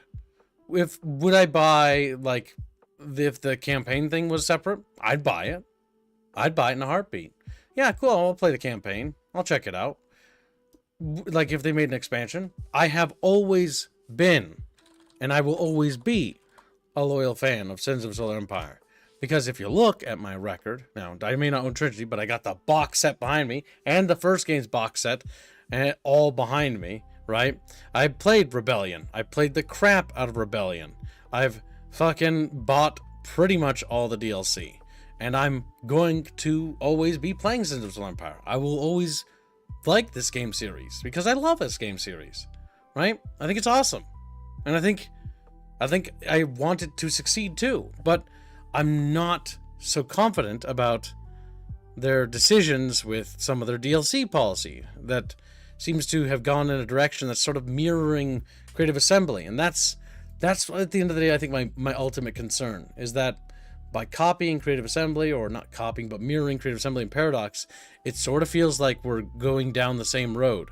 And at first with Rome 2, like, I was arrogant back then. I thought, like, oh, people are just being overly negative. Like give Rome 2 a chance. Maybe they'll fix it, right? But that was because I only had that game, right? But then after, like, the third or fourth patch, I think that's when I started to realize that, no, this is beyond just a little disaster. And when patch 17 finally rolled out, and, like, that was the time the game was kind of actually playable. And I remember that number, patch 17. And I remember playing it then going like, I'm having fun with this game for the first time forever, but my view of Creative Assembly has forever changed. Rome 2 was the game that shifted my view, because up until that point, my experiences with the Creative Assembly company in terms of their games was Rome 1, Medieval 2, and Napoleon. Didn't play Empire, so I didn't know about that one and its problems. I played Fall of the Samurai, so I've always had a high confidence in their games, and I was like, I believe they'll turn it around. I wanted to believe that they would do the right thing. And in the end, they didn't. They didn't do the right thing. They milked people for DLC. They attacked critics. They attacked their modders. They did everything wrong, and they attacked people who called them out on their bullshit. They threatened people, content creators alike, and bullied them into becoming nothing but yes men and lapdogs. And it's tragic. Yeah. Now, Go ahead. I was gonna say, Stardock seems to still at this point listen to the community to an extent. So they're not gone yet. This could just be a misstep, and they can be corrected. Yeah, ideally. I mean, the thing is, right? If they do this DLC thing and they're like, and they listen to feedback and like, oh, you know, yeah, you're right. Maybe we're not going to do this. And then they change their policy going forward. Sure. Definitely. Right. It's like, okay. But like this stuff, the problem is that this is already in the works bureaucratically and would require them to gut several things. This isn't going to change no matter what. But the big thing I want and I would like to see is that their policy going forward changes. Because I'd be willing to set aside my grievance to that. Though I would like it to be, like, where's the DLC listed? Like, that's a mistake. Like, why is it the premium edition, like, one thing? Like, where, like, what, soundtrack, DLC? Like, why is that not separate? Why is that merged? That's my current concern at the moment. That's on them. That is their fuck up right there, because that's even like, okay, this like maybe they're trying to incentivize people. Okay, well, buy the premium edition because you can't get it separate. Well, like now if someone just buys the game, they're not gonna pay for the base game again to get the DLC. Like they're gonna have to list it as separate purchases. Otherwise, people are just that bought it once. I'm not gonna buy the game again just to get the DLC. Like, let me just get the DLC. I think I think they just kind of rushed it out because the reason it is like that is that they don't have Steam pages ready yet. Yeah. For the other things. So if they had that, they could just list it as bundles. But right now, because it's the way it is, you know. More than likely, it will change to be the premium edition will be like a bundle, and then the DLCs will be listed down as they come out. But yeah. Well, see, sent me something. Yeah, but before we get into that, I do think it is very important for companies to really make up their minds on what they want to do. Because, like, releasing cosmetics and, you know, utilizing DLC policies that kind of work in today's, like, climate, I really understand from a business point of view that they want to do that. Because making money is good, you know. As a company, making money is really good. Yeah, and it might mean that you can make a lot of good games afterwards, but you also have to be really careful because you can just tank an entire game. You can like tank your good name. And it's also about really like what identity do you want for your company in the industry as well. But when it comes to what I sent you there, that's in reference to cosmetics, right? And releasing cosmetics as a good thing. Because everything comes in magnitudes. And even releasing cosmetics as a way of making extra money and, you know, releasing something that people can buy to support you, that also comes at a cost. And when you're doing that for games that are live service games or pseudo live service games, like Diablo or Path of Exile in this case, it's very easy and it happens very fast that when you make special cosmetic DLC that you cheapen the game. Path of Exile is really, really horrible when it comes to this. If you scroll down on this screen, yep. The first supporter set, $30. What do you get? Paladin supporter forum title, portrait frame, digital extended soundtrack, Paladin weapon effect, Harpy Fly Over Level Up Extra effect. That's $30. And you can keep scrolling down. Jesus Christ. And there's the $60 one. What do you get here? You get a Divine Paladin supporter for Untitled. A Divine Paladin portrait frame. Now you actually get a Divine Paladin armor pack here. So you do get your cosmetics for $60. And you can keep scrolling down. Jesus. Here's your $90 one. And you can keep scrolling down. And now here's another series, but it usually goes down to like $90 or sometimes 180, $250 sometimes. Oh Jesus, 160. And it's not only the fact that they are this ludicrously expensive, because I know some people who actually buy these. And they're like, yeah, I love Path of Exile. I'll play Path of Exile for like literally 10,000 hours. I am happy to support them. And to some extent, I can understand it, but I also can't. But because this is insane amounts of money. But what the hell? But the main thing that happens when you do this is that you have to put in all of the effort to design these and model these and put them in the game. And now the game itself doesn't have anything in it. Because you put way too much effort into putting all of this shit out as paid content that there's nothing to find in game that actually looks cool. Because all the There's cool stuff almost- is paid-walled. And like in World of Warcraft, they also do this more or less. Yes, but, with the animals and pets and shit. Yeah. but there you can at least get cool gear by playing the game and like doing certain PvP stuff. You get PvP sets, and there are good looking things in game that you can earn.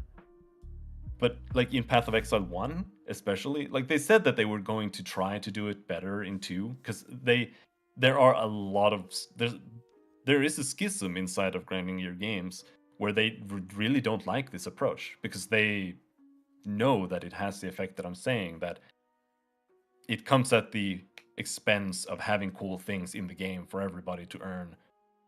And and if you don't have that, it's a massive blow to the games, especially games like World of Warcraft or Guild Wars 2. Guild Wars 2 has a huge problem. Back in the day, the whole Guild Wars 1 came out at the same time as World of Warcraft, I think a little bit before. And the whole appeal of it was that they released it without any subscription costs. It was free to play after you bought the game. And then they just released a couple of expansions, and the expansions were really good. When they released the expansions, there were like whole new story segments. They both came with 2 new classes for each expansion, and they also released, because in Guild Wars 1 you could choose your entire skill bar, right? And they released new skills for all of the classes. So it was like a completely new game, even if you were playing a warrior or whatever. And they released all of this shit. But once they released Guild Wars 2, they wanted to maintain this. But Guild Wars 2 is also like a 10 times more ambitious game than Guild Wars 1 was, because Guild Wars 1 was like you just make like a 4-man party and then you go out into like an instance area and you just do a little bit of story. It's more like Diablo.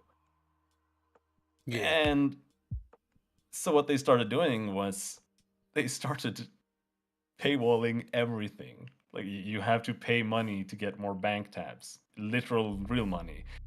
You have to pay more money to get more bags. You have to pay more money to change your gear look. You have to pay more money to get every single cool gear piece in the entire game is only available in the gem store. There's nothing cool looking in the entire game. There's nothing cool to earn for those who don't have a lot of money, yeah. And Nothing. so what that does is create a schism, right, from the haves and the have-nots. Because the thing about games, right, is that there's already an entry fee. The entry fee is going to be buying it usually, right? To buy in to get the game, right? And of course, there's going to be some things here and there that are, locked or whatever behind a paywall, maybe because, for supporting the game or helping the game. But when you focus on that so much, you focus on the monetization thing. Like it's a dangerous thing because then nobody feels like their opinion matters. I mean, that's dangerous even as a YouTuber, right? You focus, if you paywall all your content, well, then what about those who just simply don't have that kind of money to afford that? They want to support you. They want to watch your stuff. They've got you back. They've been with you the whole time.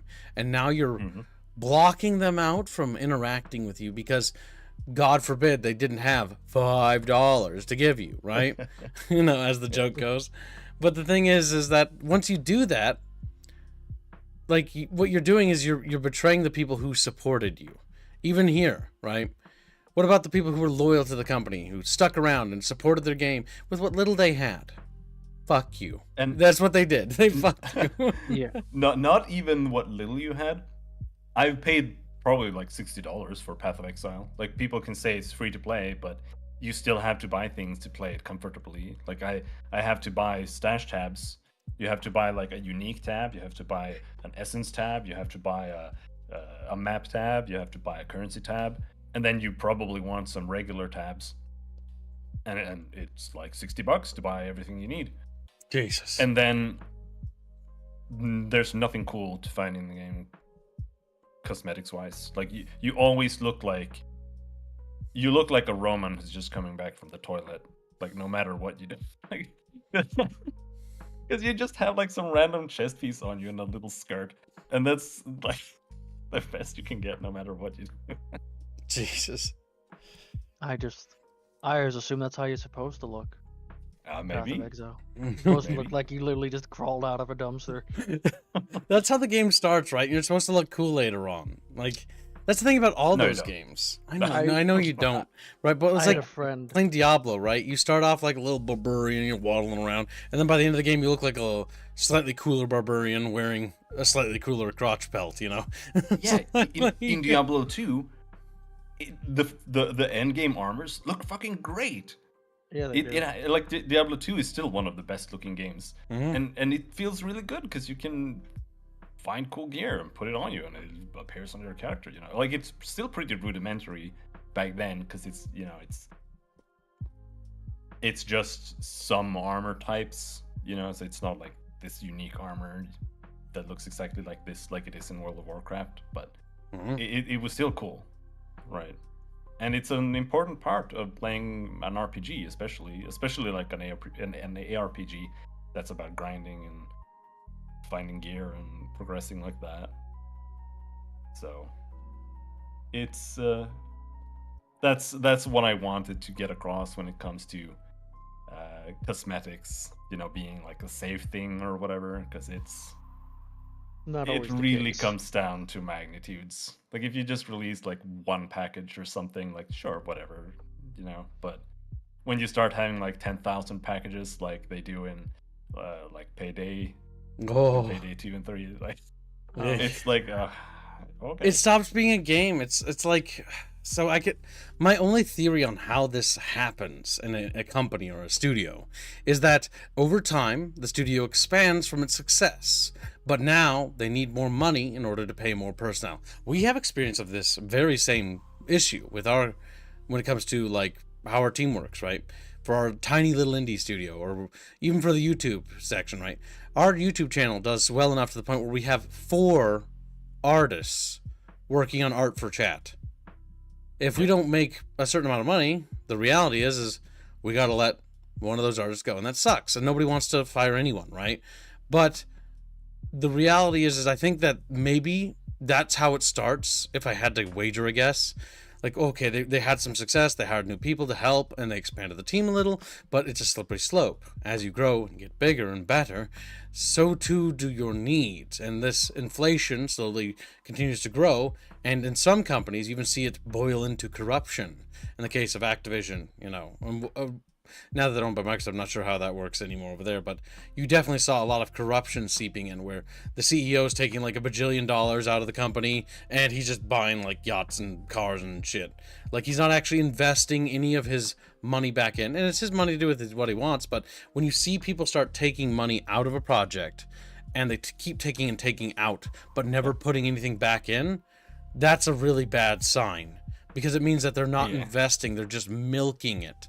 And so the studio's not getting what it needs. That's basically been Bobby Kotick's modus operandi for his entire Yeah, I know. Like I hate to say it, but parasitic leeches, right? There's a entire class of executives that exist in the industry that move like vampires or leeches from company to company, sucking the soul out of the company and maximizing its profits. And then when it's all starting to collapse because faith in the company has collapsed, because that's a true issue. We could probably do a whole fucking stream about this. Faith in the industry, right? There was a point in which faith was a lot higher than it is now. To the point now where everyone is negative in general about games. A while ago, a friend of mine showed me a video clip of somebody basically saying that, like, everyone always complains about things all the time. And yeah, they do, right? People have become more negative. But there's a reason for negativity, right? It's not just because there is some factors to it, right? Some people like to just make negative videos just to get clicks, right? Because they're also part of the problem, milking it. But there is a genuine concern in the industry and amongst the communities of gamers that a lot of games have become lazier. Like, they're not innovating, or they're not really innovating, but they're not just innovating, but not building anything new. It's like, okay, we've got another Call of Duty game. Is it experimenting and pushing the bounds further with its campaigns and its multiplayer features? No, it's just the same campaign features and multiplayer features we had a decade ago. Just slightly higher polygon or shinier, or just literally a sticker that says new on it. Yep. We're not pushing forward. Dragon's Dogma 2. It's just shiny. I hate the camera on that. Oh my god, the field of view. Oh, my eyes. Oh. It's like my face is smashed against the screen. That's my experience of Dragon's Dogma 2 is that the only thing I can think of is that there's a lot of diversity characters, DEI characters, for no reason. And the other thing was that they also did just really bad camera working. Like, I couldn't enjoy the game because my camera was smooshed against my screen, like, at all times. And there's like no options to like adjust anything. Wasn't that made by Capcom? Yeah. Talk about another company that's fallen. And see, I feel bad for a lot of people who are fans of Resident Evil, right? I like Resident Evil, but like, it's owned by a horrible company. Or like Square Enix, right? Like Square Enix, Capcom, like every major Japanese publishing company is normally just the most corrupt and terrible thing ever. Not that the West has anything better, mind you, but still. Everything's bad everywhere, and this is why faith in games has dropped, right? Because these companies are just so tactless, they just milk people for all their money, DLCing things to high hell. Look at the Assassin's Creed franchise under Ubisoft. Fuck, what a disaster. A thoroughly interesting title and idea for a game that quickly, and I mean quickly, devolved into microtransaction DLC to the point where they turned their game into an RPG, then added like abilities to get like XP boosters in a single fucking player game. To buy, like, you can buy $15, you can buy some points to get your ship upgrades a little faster. Otherwise, you have to grind your ass off for hours and hours on end on this single player game, as if it were an MMO. But it doesn't even have any multiplayer like content in the game to begin with. I think companies very much underestimate how powerful it is to have a good like face in the industry, or a good I don't know what word to use, but face is, I think, the appropriate term.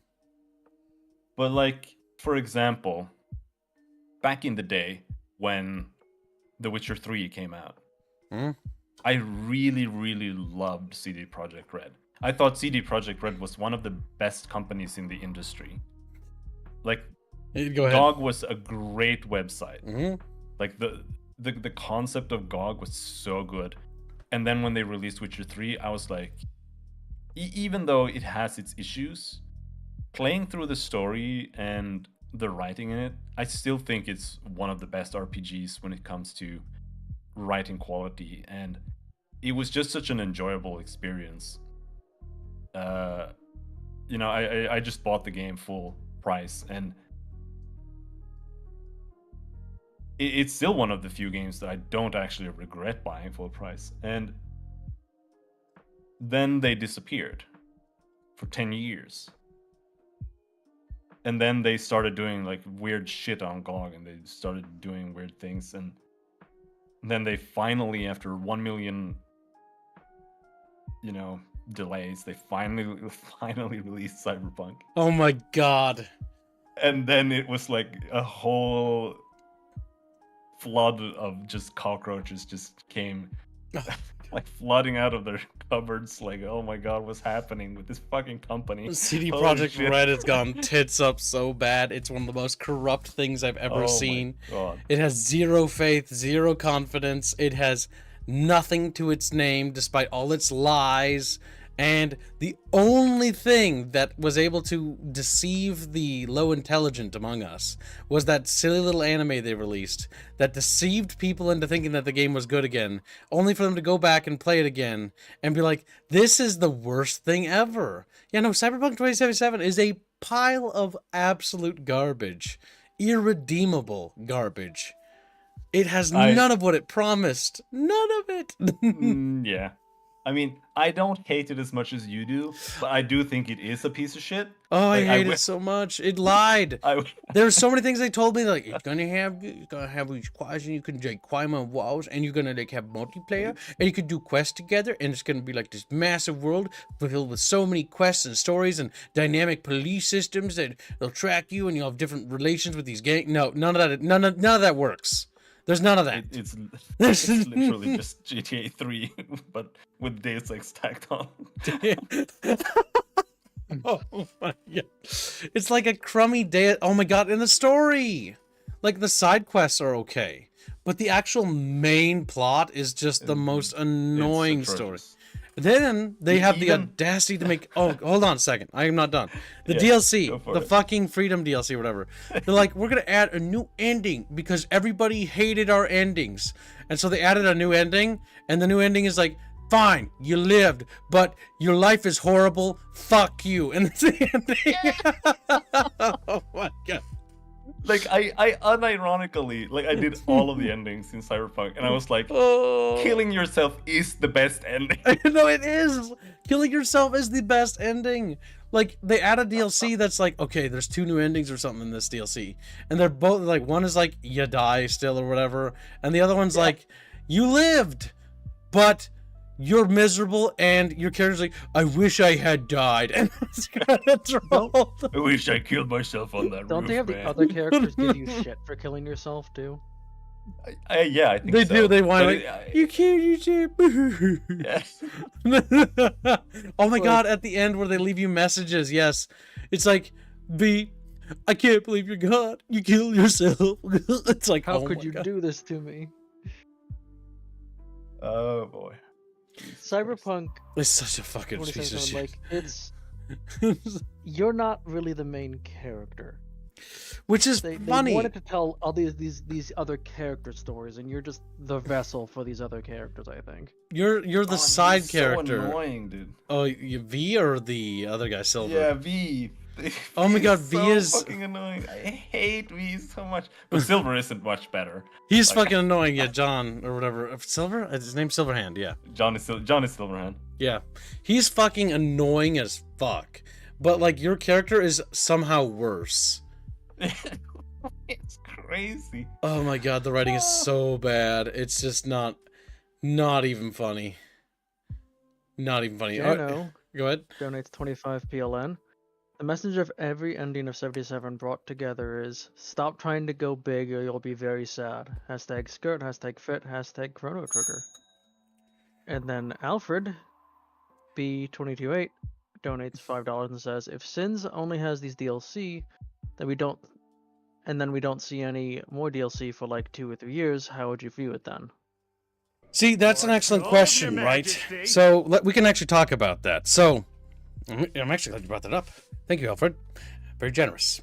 So Cinder Cell Empire Rebellion. Or gold, Your Majesty. Wait for those notifications to stop. When the Cinder Cell Empire Rebellion launched, and I think it had like a DLC, but then it would intersperse it relatively lately. But the game was strong enough that it stood on its own 2 feet, and you didn't need the DLC whatsoever. But the DLC added some quaint things. But to be brutally honest, you really don't need the DLCs for Cinder Cell Empire Rebellion to enjoy the game at all. At all, and I mean that. The concern I have when it comes to DLC, right, is that I think DLC should be something that's earned. A studio shouldn't ever have a season pass, because a season pass implies that they pre-planned content to be cut from the game to begin with. And it also means that they pre-planned that they weren't going to do these content pieces anyways. For me, a lot of games should have to earn it. Now, to answer your question a little bit more directly, when it comes to if we don't see any DLC later, so be it. Like, I don't really think DLC is what makes or breaks a game. I think if the studio is to be successful, what they should do is make this game the best they possibly can, right? And make it really fun and really good, and make it affordable for everyone, right? And then start working on the next big good game. Or if this game earns it, make a proper big expansion. Not like a little tiny DLC of a couple of ship models, but like a big one. Other than that, like, I don't think, to be brutally honest, like Paths to Power and Reinforcement ship packs, I don't want to see those ever again on like DLC listings. I don't want to see unit packs ever again. So when it comes to it, I would never, I don't want to see unit packs.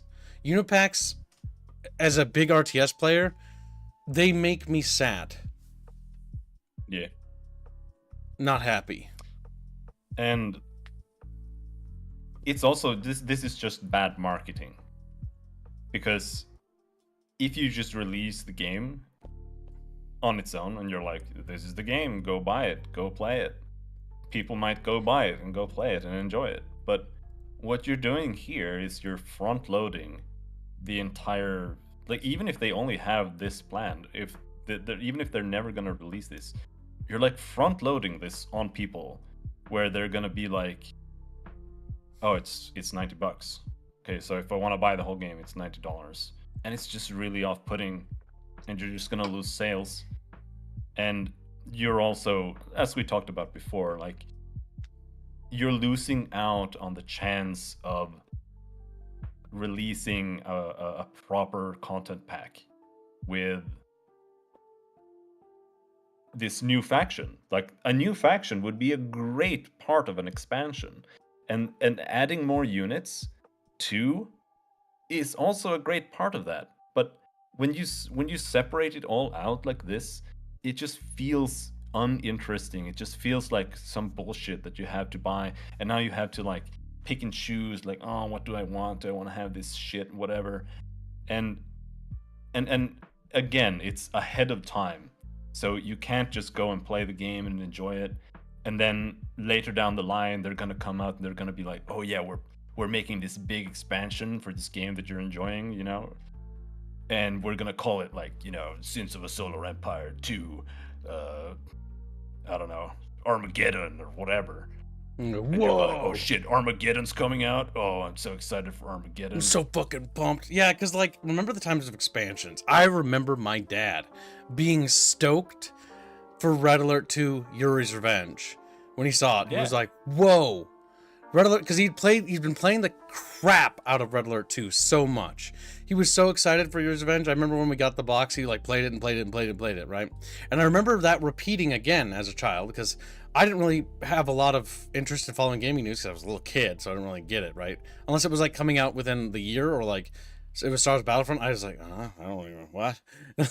Like, PC games weren't really what I was doing as a child. But when it came to the big one that I really remember from was Generals came out.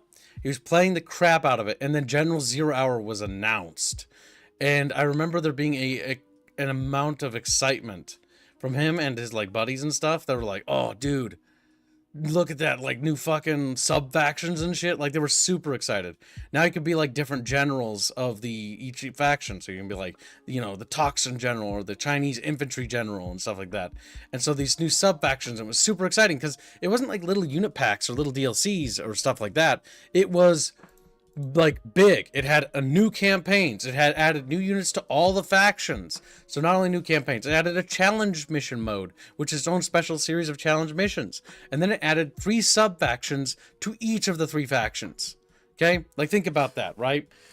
New campaigns for all the factions, a new challenge mission pack mode where you could just do challenge missions, which was cool for PvE, and then it added 3 new sub factions for each of the main factions. So USA had the USA main faction, then it had the air faction, the laser faction, and then the super weapon faction, right? So that's 4 total variants of that faction for different flavor and like aesthetic and how they play. Chinese had, you know, the nuke general, the infantry general, and the tank general, and then the Chinese main faction. Like, it was a really, really big deal because it added so much to the game. On top of adding some base new units to all the base factions as well. Yeah, and it's an enjoyable event as well. And, like, I still get excited for, like, MMO expansions. Yeah, because they're big normally. They're like the last things that are expansions anymore, which is kind of weird that they're the holdout. Yeah, like, I was really excited for Dawn Trail for Final Fantasy XIV. Oh no. Which was a huge letdown for me. But even ignoring that, imagine if they released Final Fantasy XIV Dawn Trail, and it was more like 5 DLCs. It was like you can now buy Dawn Trail story, and you can also buy whatever the fuck the classes are. You can buy Viper. It's a $15 DLC. You can also buy Pictomancer, $15 DLC. You can also buy Beastmaster, which is like a separate. It's not like a real class. It's like a minigame class. You can go and collect beasts and use their abilities and shit. No, it's another $15. You know. And then don't forget like episodic releases, because that's how those games would also do it nowadays. I mean, that's how some games are even built too. It's just not a good way to release content. It's just unappealing. Like even like Crusader Kings and whatnot, they do actually kind of do a decent job, like hyping it up a little bit, or like, oh, we're gonna release the Arabs of whatever, you're gonna have Arabs, you're gonna have, you know, fucking courts and shit, and then you buy it and it's like, yeah, they do little trailers and stuff to build up people's excitement. But in reality, it's like a couple of portraits and like, you get one new mechanic at best. Welcome to the stream, Reggie. Hello. But, yeah, that's definitely something, right? Because like, gone are the days of that. Because the big franchise I remember for expansions, and I remember it very well, is the Command and Conquer fucking franchise, right? Because this is a different era, right? Tiberium Wars, Expansion, Kane's Wrath, Red Alert 3, Red Alert 3 Uprising, Tiberian Sun, and Firestorm. So Tiberian Sun came out, then Firestorm came out, you know? You know, they're always like something big and exciting to reinvigorate your interest in the same game. And what it did is it took a similar RTS, or not just an RTS, but a video game, right? And it was like, you remember you really liked this game? Like, yeah, I really like that game. It's like, well, here's what we did. We basically made another amount of that game, double it. We doubled it, and now here it is. Double it. It's doubled in content now. Now you can play through Red Alert 2 and Year's Revenge. And doing that's going to take a whole afternoon, because that's one full... If you can just do the allies, it's like, you know, you got to do 12 missions or whatever for the allies there, and then there's like 9 missions in the expansion. So just to get through the story. So now your content is increased massively, right? And the cool thing about expansions is they often learned Normally, sometimes they didn't, but normally they learned from the good things from the feedback they got. So the first game is normally all right. It's got a fun campaign, but normally the expansion is like a better campaign because they got the feedback and then they improved on it. They learned, they grew. Like, okay, people really liked like missions like this and weren't really a big fan of that. So let's remove those kinds of missions and let's focus on these things that they really like, and let's add some more layers to them. Like when they're halfway through this mission, like this happens. Or in Supreme Commander, the map expands, so it's like you're fighting in this massive war and you're like, oh my god, I finally blew up that fucking base, and then the map expands and it triples its size, and it's like, so like, good job, you took out the little tiny base, good luck taking on 3 at the same time. You're like, yeah. They're firing nukes at you. So that's always really interesting. Now, Genghis donates $2 to say, are Kibs gonna DXMD today? We were originally, but I'm gonna actually move that back because I need to play through the section again, unless chat wants me to play through it on stream, because I need to get back to where we were, because I'm going to redo the game a little bit because I fucked up something that was kind of critical, like killing the vendor, but that's neither here nor there. The major vendor for the area. I didn't know it would let me do that. So let's also check the Q&A section. We will be doing more Sins of Soul Empire today with the community after the stream. Now, Lazy Soda asked a question under the questions, the Q&A section of the stream.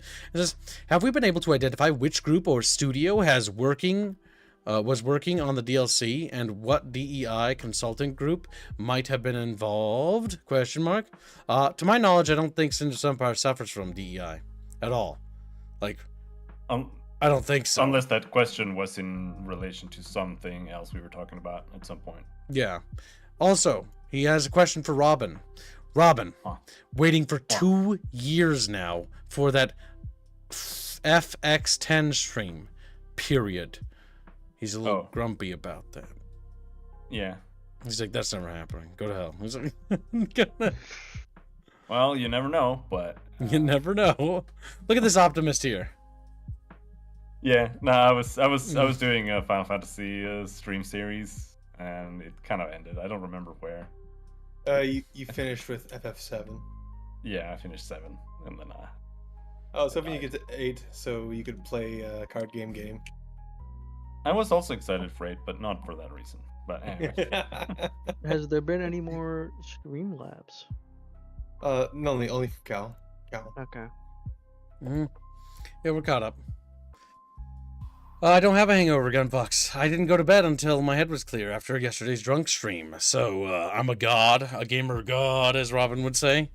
A gamer god. Did we ever get that clipped? Somebody better go back and clip that. That's a good fucking clip to have for the stream or the Discord community. For the clips we had for the drunk stream was, no, that's preposterous, and the Robin bans Kibs. And Robin bans Kibs. Oh, and also, I made a clip where Kib says that Fire Warrior is his favorite game, basically. Yeah, because I was trying to say something else was, and then but I was drunk. Oh my god, that game is so bad! I forgot I played that yesterday.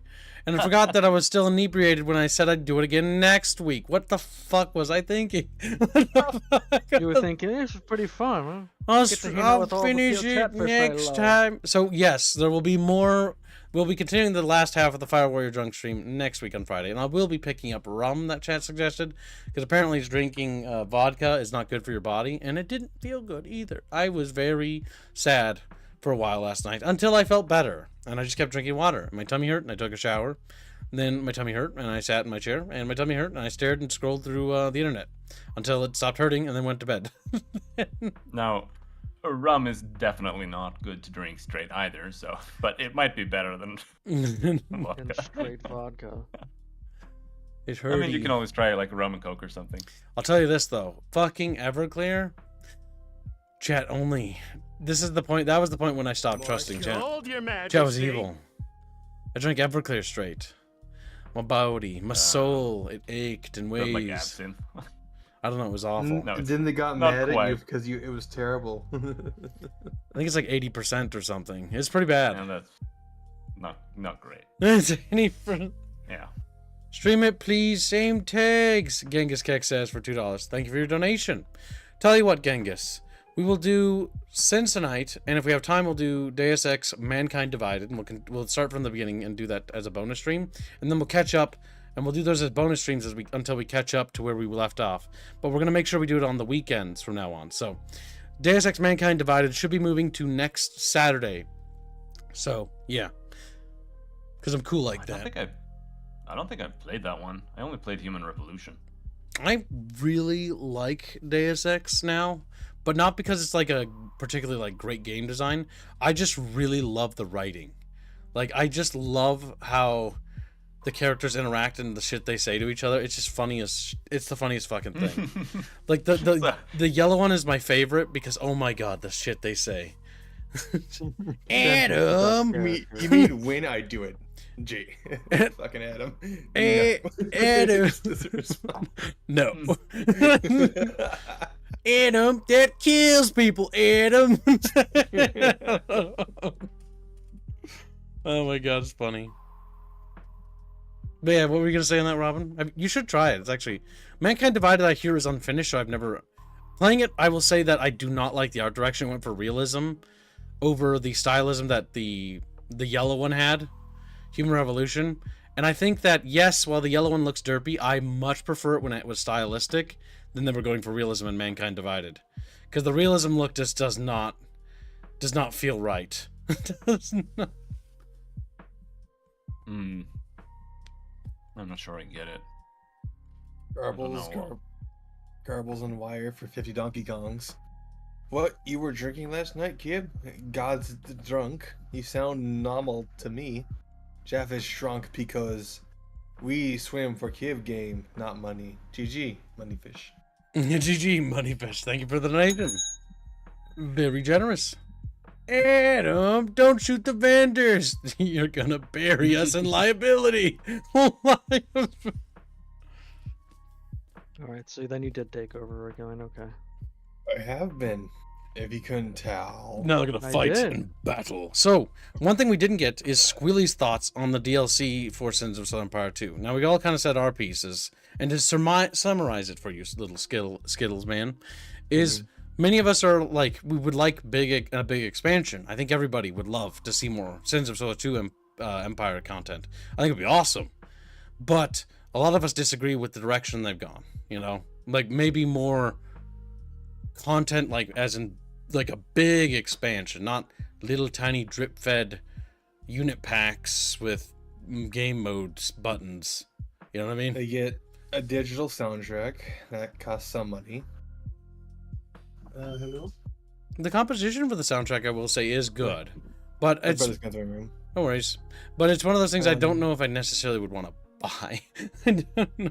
Path to Power Scenario Pack, custom scenarios with unique starting conditions and victory conditions. If they're like settling, essentially story missions, Your Majesty. where you just keep reading. Objective. That's not necessarily story missions. It's like like imagine capture the flag game mode types and stuff like that. That's what that strikes me as custom scenarios. Okay. Reinforcement ship pack. New forces join the fray as each race gains 2 new units to field. That I do not think should be a DLC. Same. Times of War campaign expansion, a full single-player story-driven campaign that relates to the tragic story of the TEC, Bessarian Advent. That would be worth money, depending on how long and the quality of it. And the Harbinger expansion, discovery and play as this mysterious fourth faction. So, considering this game has been in early access for a good while, I feel like they should just give the Harbinger expansion and the what was the last one? The reinforcement ship pack as free DLC. Not even free DLC, just updates. It's make update them the updates game. for the game. And the rest could be sold separately. I bet the campaign's going to introduce the Harbingers. That's my thought too. Like the campaign, based on its organization, the campaign's probably going to be like you play as the Advent, the TC, and the Vasari, and you bounce between the factions, and it's sort of like a la Warcraft 3 style as they introduce like a new threat is coming to Azeroth. I mean Space Aroth, you know, because I don't really know where they are in the galaxy, but you know, the Milky Way, I assume. And then they'll be like, the Harbinger. And then there's like little Harbinger ships attacking, like, and they gotta work together. The missions start off with the factions fighting each other, but in actuality, they gotta work together to defeat the big bad. Honestly, very similar, if I had to guess, to Supreme Commander Forged Alliance, where all the factions are gonna fight together against the big super bad. But that's why I'm a little bit worried, right? So that's something Supreme Commander did with the Seraphim. But the big thing about the Seraphim, why it made sense and it worked there, was because, like, well, the Seraphim, the reason why they were so bad was because they're from a different dimension, but their units weren't particularly stronger. There were just that many more of them. There was like bajillions of them, and so they just overrun everywhere they went. So the Harbinger is allegedly like a big spooky bad faction, right? That beat up the Vasari, and the Vasari were a massive evil empire, or evilish sort of totalitarian regime. But they are now fleeing across the stars because they're being chased by these things. So, and the Vasari are pretty advanced, and so are the Advent and the TEC. So I feel like if the Harbinger is just a playable faction, I feel like that's actually not very interesting. I almost think it should be like a PvE event, sort of like some games have, where like halfway through the game, they appear and they show up and they're super powerful and strong and they're not balanced. Because, I don't know, it just feels weird. I have a theory with that. So I think the campaign, we'll see like the Harbinger show up and like you beat them, and so then the faction is like the remnants of what's left of them. Okay, like they're weak. I mean, okay, I will say this, like narratively, so this is a very big narrative question. This faction was so dangerous that they destroyed the Vasari's main faction, and in the rule, on the manual, it talks about how the Vasari would leave beacons behind, and they would always go silent, or they'd leave groups behind to see if they could, see if they were still chasing them, and they would always go silent after a while. So they've built them up to be like this big, spooky, scary thing. To make them just an average playable faction kind of feels like it just sort of takes away from the mystique. Yeah, it doesn't keep them big and spooky. Versus, I think making them like a, okay, so let's take this for example. In the Mass Effect universe, there's a galaxy and there's the various races and they're fighting each other, but they're also working together, right? That's how I think the game should work, like it does in Central Empire, because it kind of works that way, right? But then the Reapers, or in this case the Harbinger, is the big threat that comes and attacks, and the galaxy has to unite to beat them, and then they can go back to fighting after they defeat them. So like a PvE threat happens, then you fight together, and then the PvE threat is defeated, and then you go back to beating each other up. I don't know. That's just my 2 cents on it. Because I feel like making it a crisis would be cooler, but hey. Yeah, I realized as Reguline was reading the list, it reads like an early access game's roadmap. Yeah, it kind of does. That's the other thing, right? Like a couple units aren't in the game, and I'm just like, unit pack, and like this part right here, these two particular parts, these are the parts that bother me the most. Path to Power, it's like custom scenarios and starting options. Like, I want to point out that the game doesn't have the level editor from the first one in it, and it also doesn't have like a lot of starting options like the first one had. So my theory is that like maybe it's like because they're not quite done with it. Like, did they launch prematurely? Like it feels like that was not the best move to launch the game yet.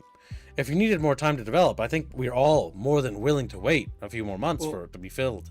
The reason why I think it should just be given as free updates is because, well, if it's just going to be like, if the game currently as is just a more polished version of the original game. It is more polished, definitely, yeah. Why would you make a selling point as like for DLC for new units when new units should be a default thing you add in the sequel of the game? Yeah, I mean that's kind of what I've been saying. Yeah, that it's just bad marketing, because you have to be bringing in people to make more money, because that's the point, right? Like the reason they're putting out this like premium version is to make more money, and More what gold, all Your they're Majesty. really doing is just chasing people away, as opposed to releasing things for free that are just going to be like, oh, this company is actually, but maybe in the background that doesn't play out that way, economically. So it's a little bit hard to say, but what they what are you going to say, would Regular? do instead of giving new units as purchasable DLC, they can just have it be skins. Like skins used to be free with the game, but they've long since stopped being free and just became a thing that games use to make more money off their players. So instead of having it be new units, just give cosmetic changes to the units you already have. I know I see the super chats, yeah, but we're having a conversation. Yep, we'll get them. Yeah, Kibbs, read the supers. Let's get them. Let's get them supper duppers.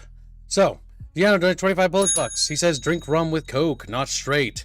Check out those I put on in your DMs some time ago. Refresh my DMs with it, please. Or ask other peeps in Discord. Sock Fun Fit Chrono Trigger. Thank you for your generous donation, little Geno.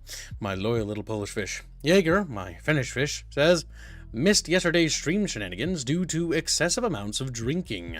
As he misspells amount there. I see that. And karaoke. Nice. Hopefully the booze flow well and not back up. Fortunately, they did flow. But now it's sauna time. Hashtag Republic Commando. Thank you for your generous donation. Yes, the Republic Commando fund goes well. Good, good. And enjoy your little sauna. Sweat yourself to death. So- And another You also topic- need to scroll up. what? Yeah. Oh, I missed Go, something. get it regular. Oh, I got it. What? Spunk Jamma has been a member for 20 months as a loyal bubble cultist. He says, think I will buy Sins 2. It's been on my radar for a while. Like I said, I do actually recommend the base game. $40 is a pretty good deal.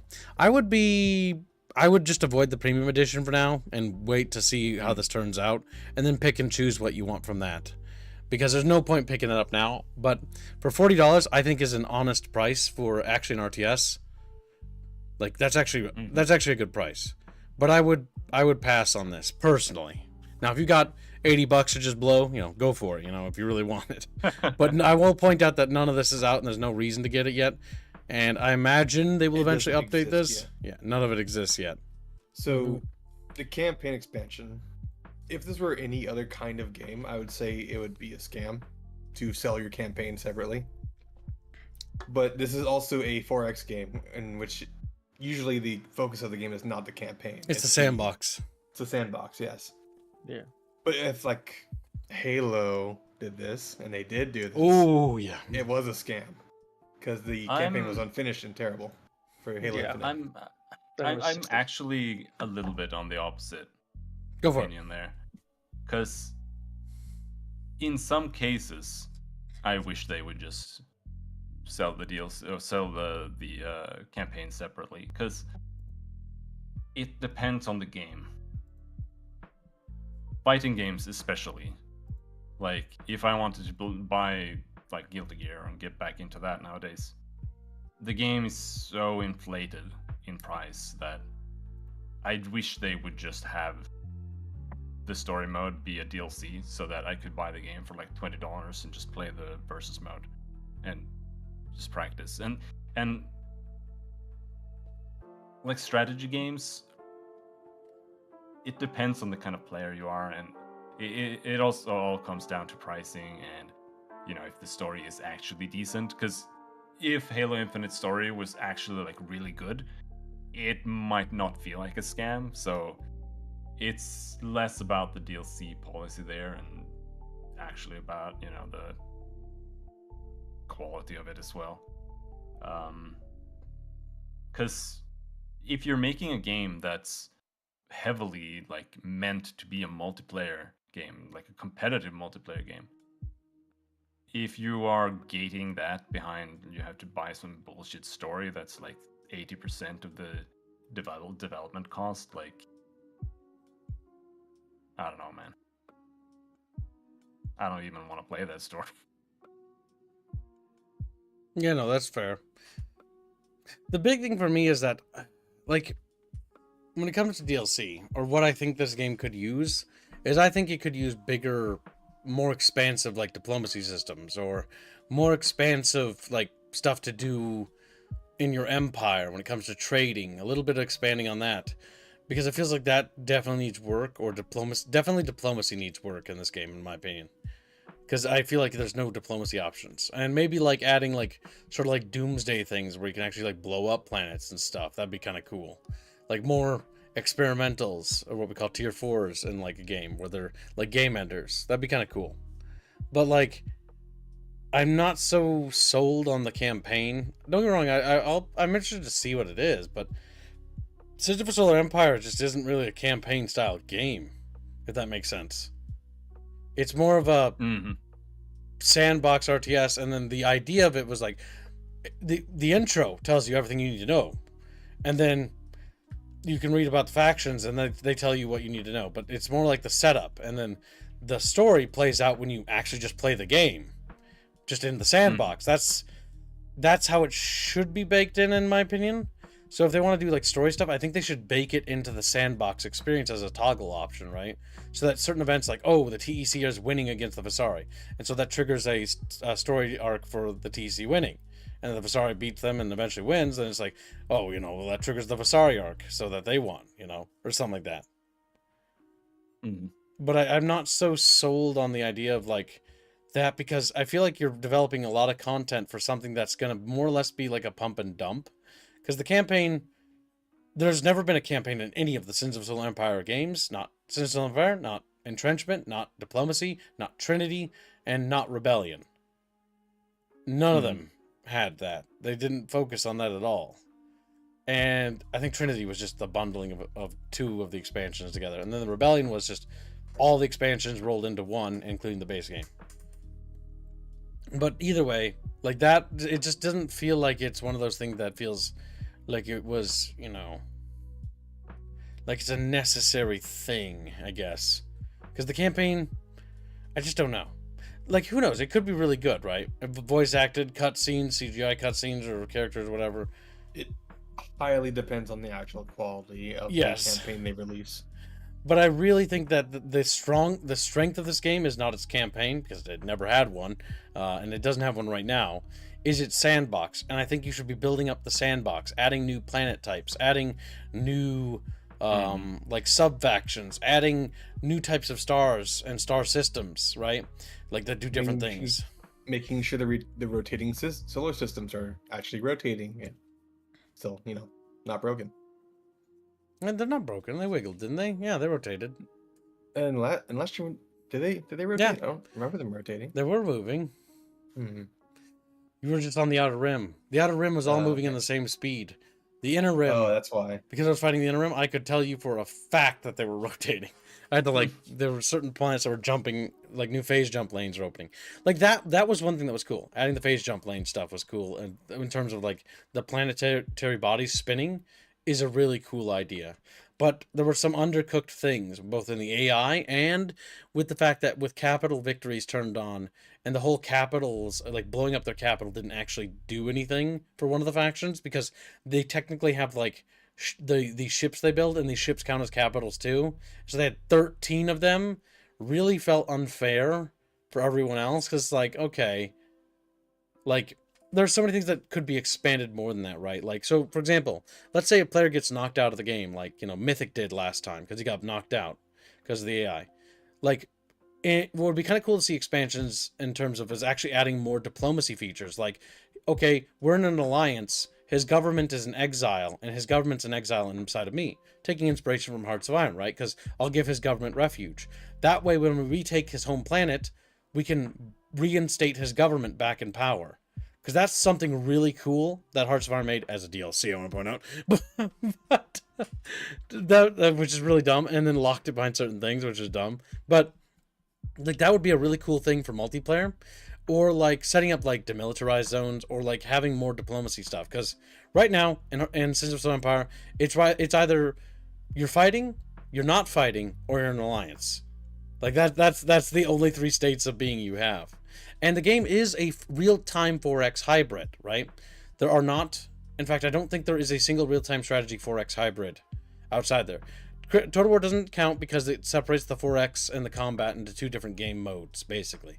Battles to play out differently than the actual 4X mode.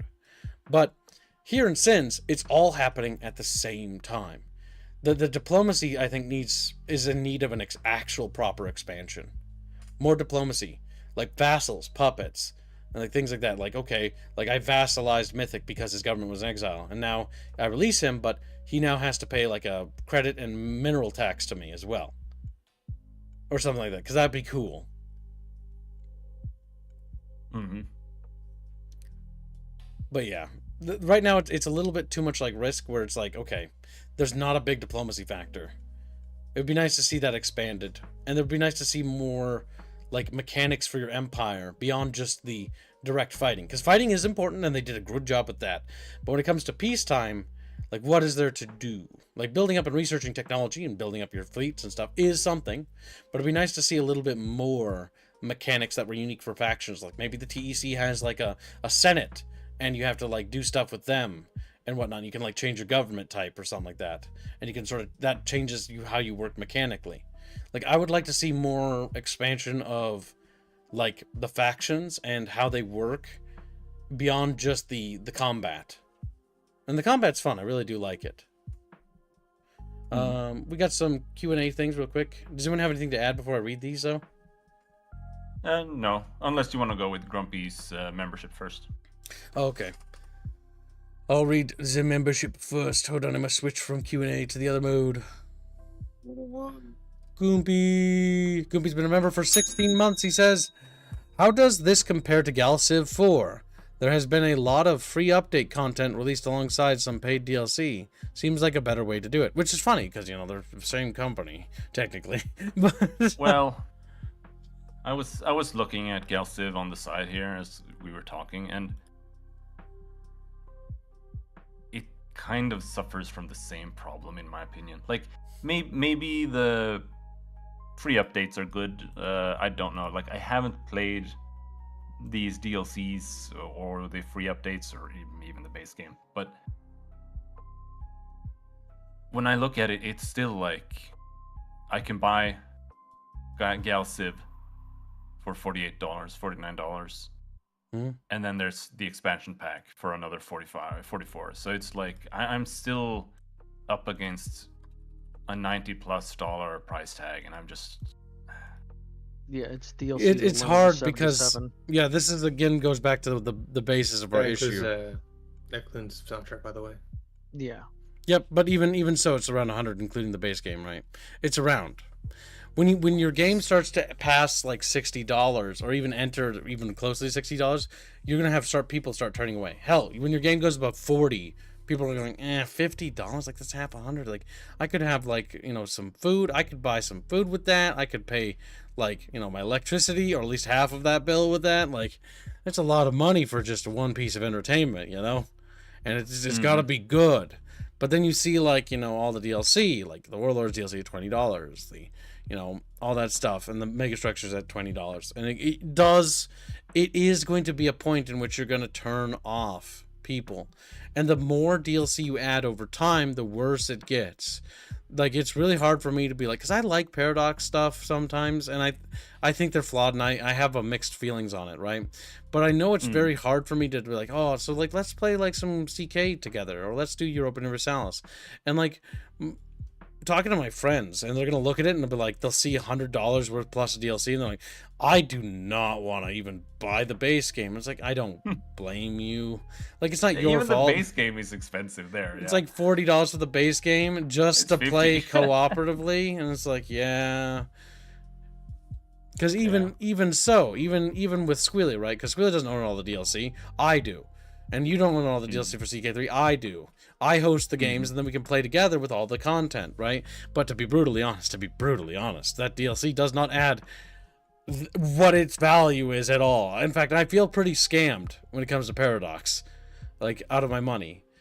And it feels like if I don't have those DLCs, my game is like an incomplete little like fucking demo on top of it. Like I could go get more than a year's worth of just an MMO subscription for this money, and you know, just go and like grind forever. And you'll play that game for a lot longer than you will that game. Yeah, I know.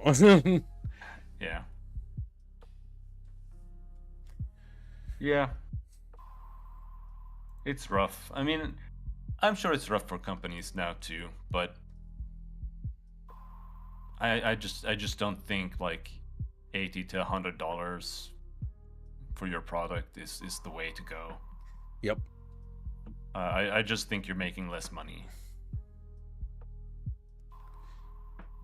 Yeah, it certainly feels that way, and it definitely it creates we like this subject is actually massive in actuality because like Yeah. it creates schisms in the community, and then what you start seeing is people like, oh, well, you know, you can't afford $500 with DC, get a job. It's like, dude, $500 is nothing to sneeze at. Yeah, no, it's like in the grand scheme of things, everybody pays like, you know, more than that for like their, you know, month of living, right? But Yeah. it's like $500 for a piece of entertainment. That'd be like, okay, I want a ticket to go see Revenge of the Sith in theaters when it came out, like $500 just to see it. Like, are you kidding me? Are you kidding? I don't want to do that for just a piece of entertainment. Like, I am more than willing to pay for my entertainment, more than willing. But I also think that there's a difference between charging exorbitant fees that make it hard to acquire to the point where you see a lot of people actually start pirating these things, and I don't even blame them. I was just going to bring up, and you're also competing with piracy. Yes, because this is something that, because as a former anti-piracy agent, when it comes to advising clientele, like one of the things that was important to always tell the clients was that piracy is a multifaceted issue, and it's never going to go away. You're always going to have it. You can treat it with, you know, people like me that can cut it down to size, but it will always be there, and it will always come back if you don't like trim the hedges, right, so to speak. But the big thing is how you really want to cut down on piracy is you want to get somebody to trim it down. Then the second phase is you want to make it so that it's easier to buy the game legit than it is and less time consuming to pirate it, right? And that's really hard because people don't want to do that. Like, that's why they do subscription services. Like, who wants to subscribe to Adobe? I don't. Fuck, dude. They take so much money and they offer like low quality services for their software. Like, no, dude, I don't want to pay for that. That's not a fair exchange. I just use somebody else. Just go around it. Yeah, most people pirate it, but I just use different software. I use like CSP and stuff like that, Clip Studio. Like, fuck them. Like, I don't want to use their crummy software. I can't even be asked to fucking sail the high seas for shit like that. Fuck, waste my time.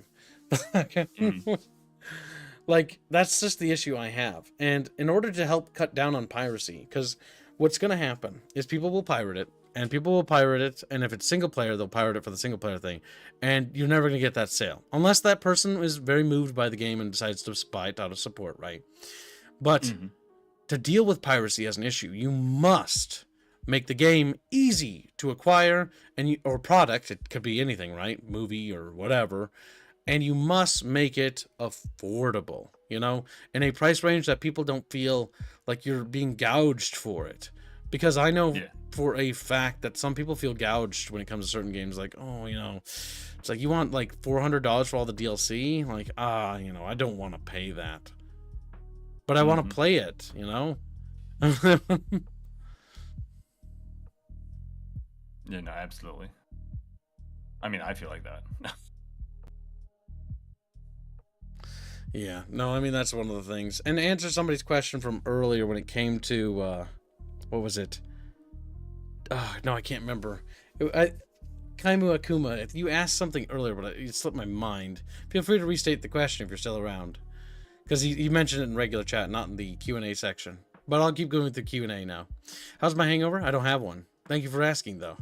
Mostly because I always follow Bubbles' tips for never having hangovers, which is stay up, never sleep before you have a clear head, and drink water. Drink lots of water, eat some food, and then go to bed once you feel better. Yeah. So I was up till like 1 a.m. or 1:30 a.m. or something like that. Because it was like, okay, I don't feel particularly well, and if I go to bed now, it's a bad idea. So let's just wait. Be patient. Frank says or asks, so what are you guessing on Sins 2 mod options with DLC being planned? Any mods that need the DLC would force people to buy. If that happens, that's really bad, yes. I hope and I really hope that mods do not require DLC, because one of the big attracting features for Sins of Solar Empire, especially Sins of Solar Empire Rebellion, is the mods. Some people really like the Sins of Prophets, which turns it into Halo. Some people really like the Star Trek Armada 3, which basically turns it into the best Star Trek game I've ever played in my life. Some people really like Star Wars Interregnum, which I do. Star Wars Interregnum turns it into literally Star Wars, and Sins of Solar Empire, that's just literally the best Star Wars RTS I've ever played. All in Sins. Sins is like a sandbox, and that's what I mean, right? It's a really good and really solid sandbox. And what makes it great is when the modders come in and they paint certain flavors, right, on the game. Like, you want to play it in Halo, you can play it in Halo. You want to play it in, Star Wars, you can play it in Star Wars. You want to play it in Star Trek, Star Trek. There you go. Bam. Perfect. And that really just makes the game really come to life, especially when you do stuff like that. Mm-hmm. There, now switching back to regular chat. What about games that aren't accessible anymore, Kibbs? Oh, that was you, Connor Brooks. Thank you for asking that question again. So when it comes to games that aren't accessible anymore, right? So this is either copyright disputed games. This is a little bit off subject, but games like Battle for Middle-earth or the Lord of the Rings title games that were made with EA and the Tolkien estate. You cannot acquire these games anymore. It is impossible to buy them. They have been delisted due to the fact that they're in what we call copyright hell, and they're basically in a point where they're in limbo and nobody's enforcing their copyright. This is what becomes what we call abandonware. Now, abandonware is kind of sketchy because in reality there's no real legal grounds on it, but the thing is, when it comes to anti-piracy, as a former anti-piracy agent, if you're not enforcing your copyright on your product is going to get pirated or downloaded or uploaded or whatever. It's just simply what's going to happen. That's just what happens.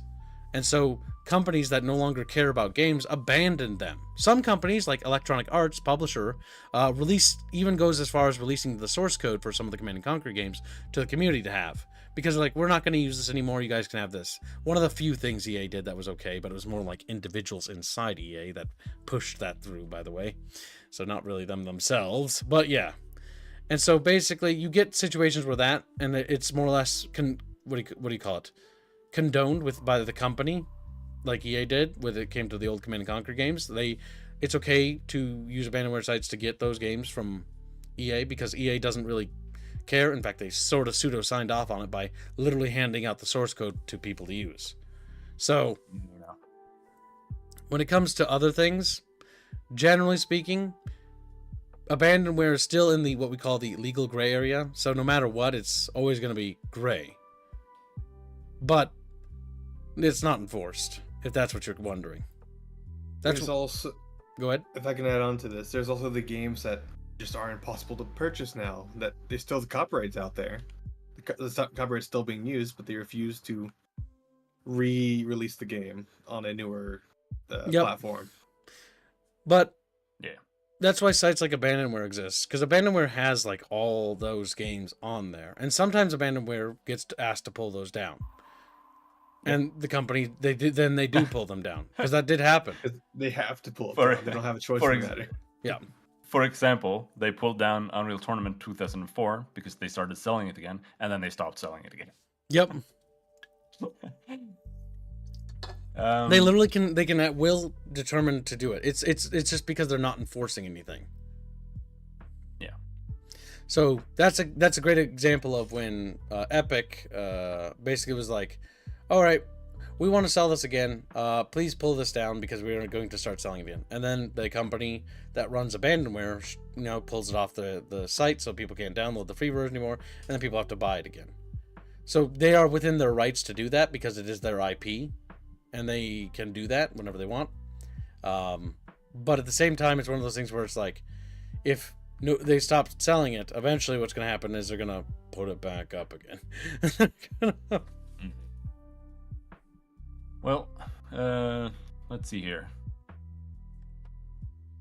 Just Good Taizago has been a member for 3 months, been a disciple of Squeak. He says, we used to have expansions, whole new content, campaigns, units, factions, and so on. Now, we have pizza pieces of a whole game called DLCs that in total costs more than the base game itself. Crazy. True. Yeah. I mean, we pretty much covered all of that, but yeah, no, I agree. I really don't like the state of things when it comes to that kind of stuff. And I don't think it's it's good marketing either. Like you're better off making a hype expansion and releasing it like that than just releasing some bullshit. Yeah, like little DLCs are just not. Little DLCs aren't exciting anymore. Like, what's a good example of this? Another thing, Rogue Trader is a very disappointing game, and it's not very good. Yeah. It's I hate their DLCs. it's not worth picking up in my opinion. It's just it's underwhelming as fuck. Owlcat. But Owlcat is a special developer. they have a season pass, and then they do things like, oh, we DLC'd, or they're DLCing like a single like hero, and they're gonna DLC like different like heroes occasionally, and then it's like, so you're selling characters that should have been in the base game, and it's not just Owlcat that does that. Owlcat is mimicking another company that does this shit, aka known as BioWare. Now, oh my god, BioWare is.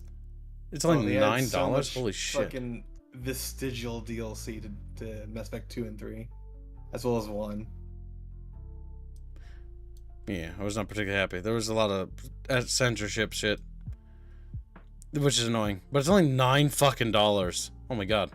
Well, if anyone is curious, I'll let you know now. Mass Effect Legendary Edition is $9 for 44 hours. That is pretty cheap. Now it does come with all the DLC, but bear in mind that the Legendary Edition does have slightly censored content. I do believe there are mods now that patch it back in, if my memory serves, but do not quote me on that because I cannot recollect 100%. But yeah, I was gonna mention BioWare. So back to this company. Like, they have a horrible tendency, especially with like the base Mass Effect, where they DLC'd like everything. Like, all these characters were DLC'd, like story content packs and stuff like that, in an RPG, and it's just like, it's not good. Like, when you cut your content, you cut your game into little pieces and then force people to buy it like that. I really, really, really dislike that.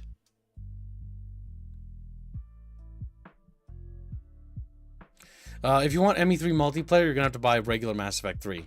The Legendary Edition does not have working multiplayer. Now, to the developers, I think, credit, I guess we could say, is the reason as to why that was the case is because the original creators of Mass Effect 3 are long gone. And when the Legendary Edition was made, they did not store the source code for the multiplayer. And so, because there's no source code, editing and fixing the multiplayer is nigh on impossible. It would require the reconstruction of the entire system.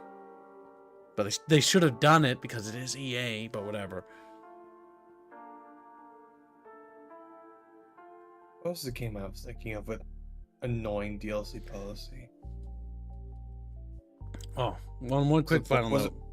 Mass Effect 3, the Leviathan expansion, which is also a dumb retcon, but ignoring that, is like explains everything about why you're doing what you're doing in Mass Effect 3, and they cut it out as DLC.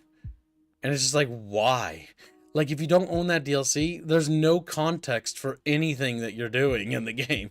It's just sort of like, what's happening and why? And then it just ends, and it's like, okay. Okay. By the way, Genghis and Dragonlord have been members for a while. Genghis for 20 and Dragonlord for 17. Thank you very much. For long-term support. Couldn't be here without you guys. Appreciate the support.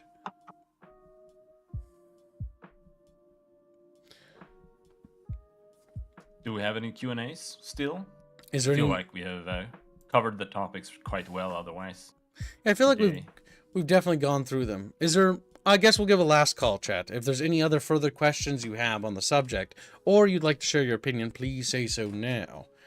You can also do so by typing in the Q&A section so we can see it easier, because you just like to click on that little notification there and just type in your little question. And I'll give you like a couple minutes to do so, then we'll start wrapping up and start preparing for the next stream of the day. Oh, you got something to say? Go ahead, Reggie. I was remembering that Capcom has been fucking their games with DLC for a long time now. Oh yeah. Yeah. Oh boy. It only got noticed recently with what's it called? Dragon's Dogma 2, but they've been doing this for a long time. Yeah. Like they yeah. flood their games with useless DLC. Oh, Monster yeah, Hunter there's a World has 70 game. 200 DLCs listed. Wow, there's a lot of Jeez. DLC in this fucking game. And Oh they're my god, the all wake stones. useless. They're all useless too.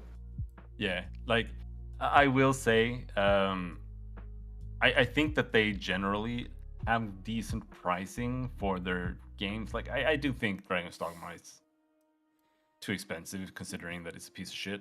Yes. But $70? Fuck! I forgot it was so goddamn expensive. Sorry. it it was like 20% off when it came out. But yeah, but the DLCs for like Iceborne and Dragon's Dogma 2, they're all useless cosmetic trash or literally like in-game consumables that you can buy that literally just like ruin the game for you. That they kind of just put them out there. I don't even know if they have any reason to do it other than just like, you know, just put it out there. It's really bizarre in my opinion that it's even a thing.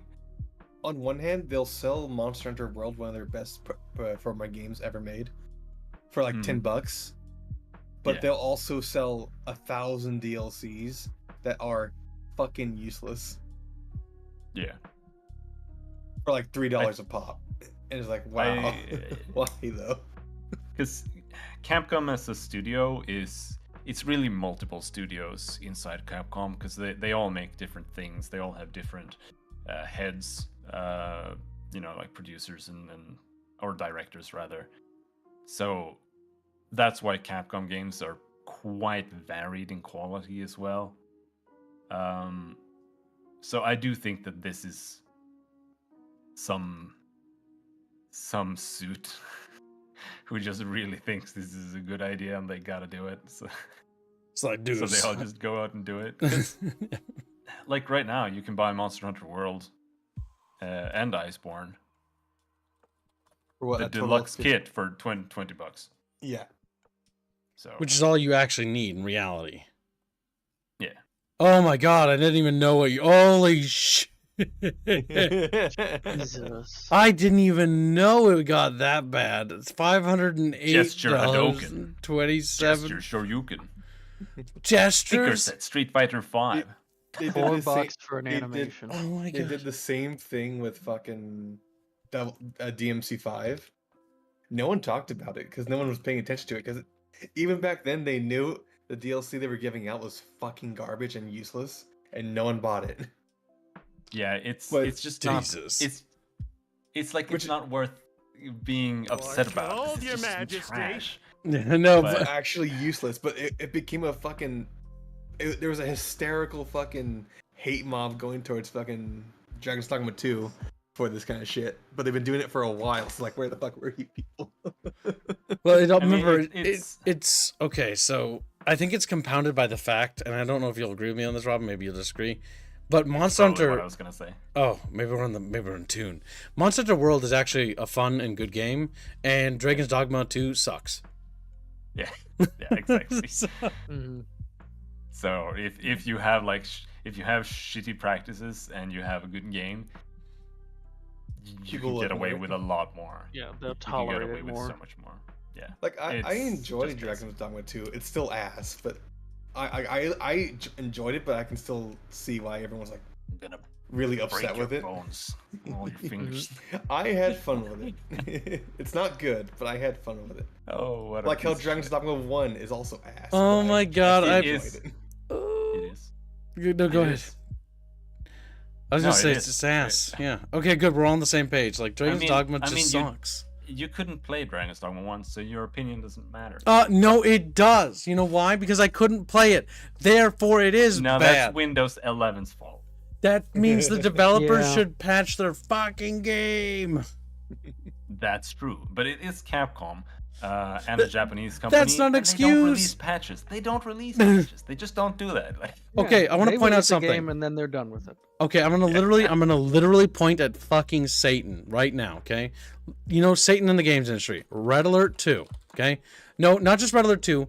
All that shit. EA, Electronic Arts, the assholes that they are. Right.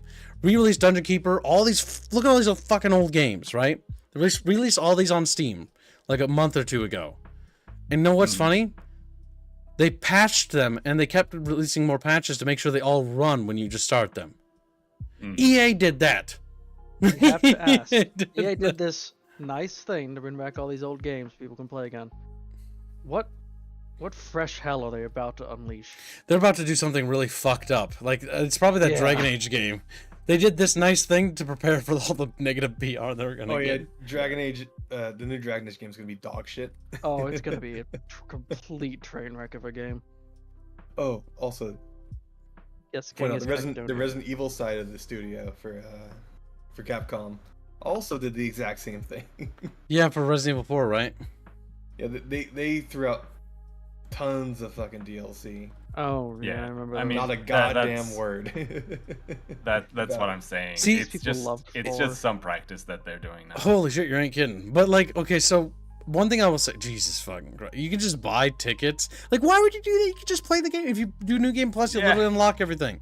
I don't know, dude. You can literally So- unlock that's everything why by it's just so playing bizarre. it. Why the fuck would you do that? So my Because- theory is that it's an idiot tax. It's to take advantage of the people. like, that why don't do I understand own? the game. I don't understand why I own this though. I've never bought these.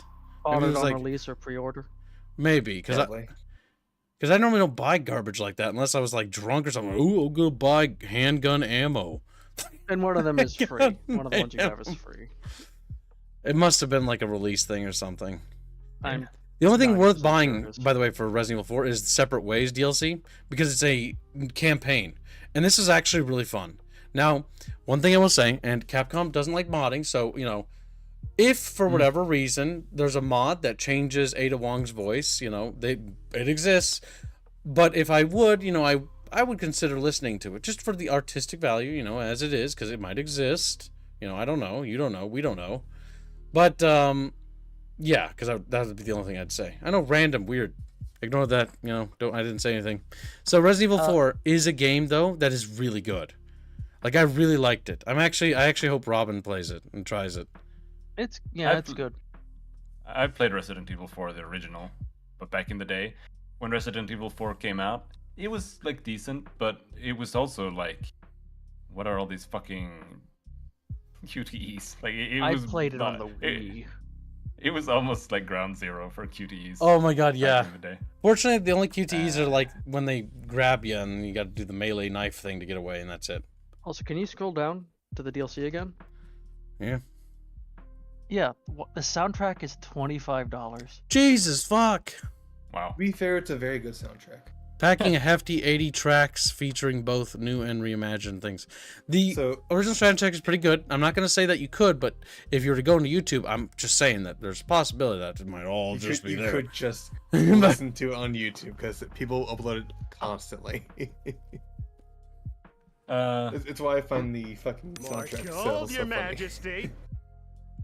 Commander Wolf donates $5 and says, Kibbs, if you want to look at the unholy of DLC practice games, look at the Second Mortgage Train Sim games DLC price gouging. It's insane. Indeed, we did look at it earlier. $11,000, right? It's Yeah. quite special. Also, Genghis Peck $11,000. donated $2. One is MB3 stream. Hashtag skirt, hashtag GameSpeak, hashtag Palworld. Mass Effect 3. Our Mass Effect 3 series will be starting soon. It would have been next week, but I'm going to move it after because we're going to do the last part of the drunk stream because we broke the Fireware drunk stream into two because I ended a little bit prematurely because I wasn't feeling so good. Next time we're going to drink a little bit less alcohol and a little bit more food. I'm going to be, and remind me, chat, that the day before I'm going to Papa Murphy's and I'm buying one of those Chicago deep dishes. God damn it. And I'm putting it in the fridge and I'm going to bake it. Half of it, I'm going to cut it into 4 pieces. I'm going to bake a quarter of it before streaming eat it. I'm going to bake another quarter of it and get it ready. And that way, baking is the safest thing to cook instead of flipping burgers. Because, yeah, flipping burgers might be a little risky. Actually, on the topic of good remakes, the Dead Space remake, I think that has a bunch of DLC too. Does it? I think it does. I don't know. I'll check. It's boosts. Dead Space doesn't have any DLC. No. I think it does. No. It has, cosmetics, I think. Just one. Is that the original one or which one am I on? Yeah, That's it's just the new one. one, yeah. 65% off. Deluxe $20, edition that is is worth it.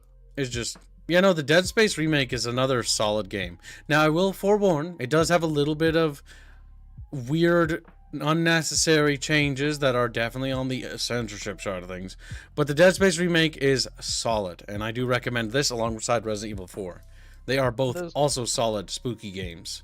changes in Dead Space are posters and like a few voice lines, if I remember correctly.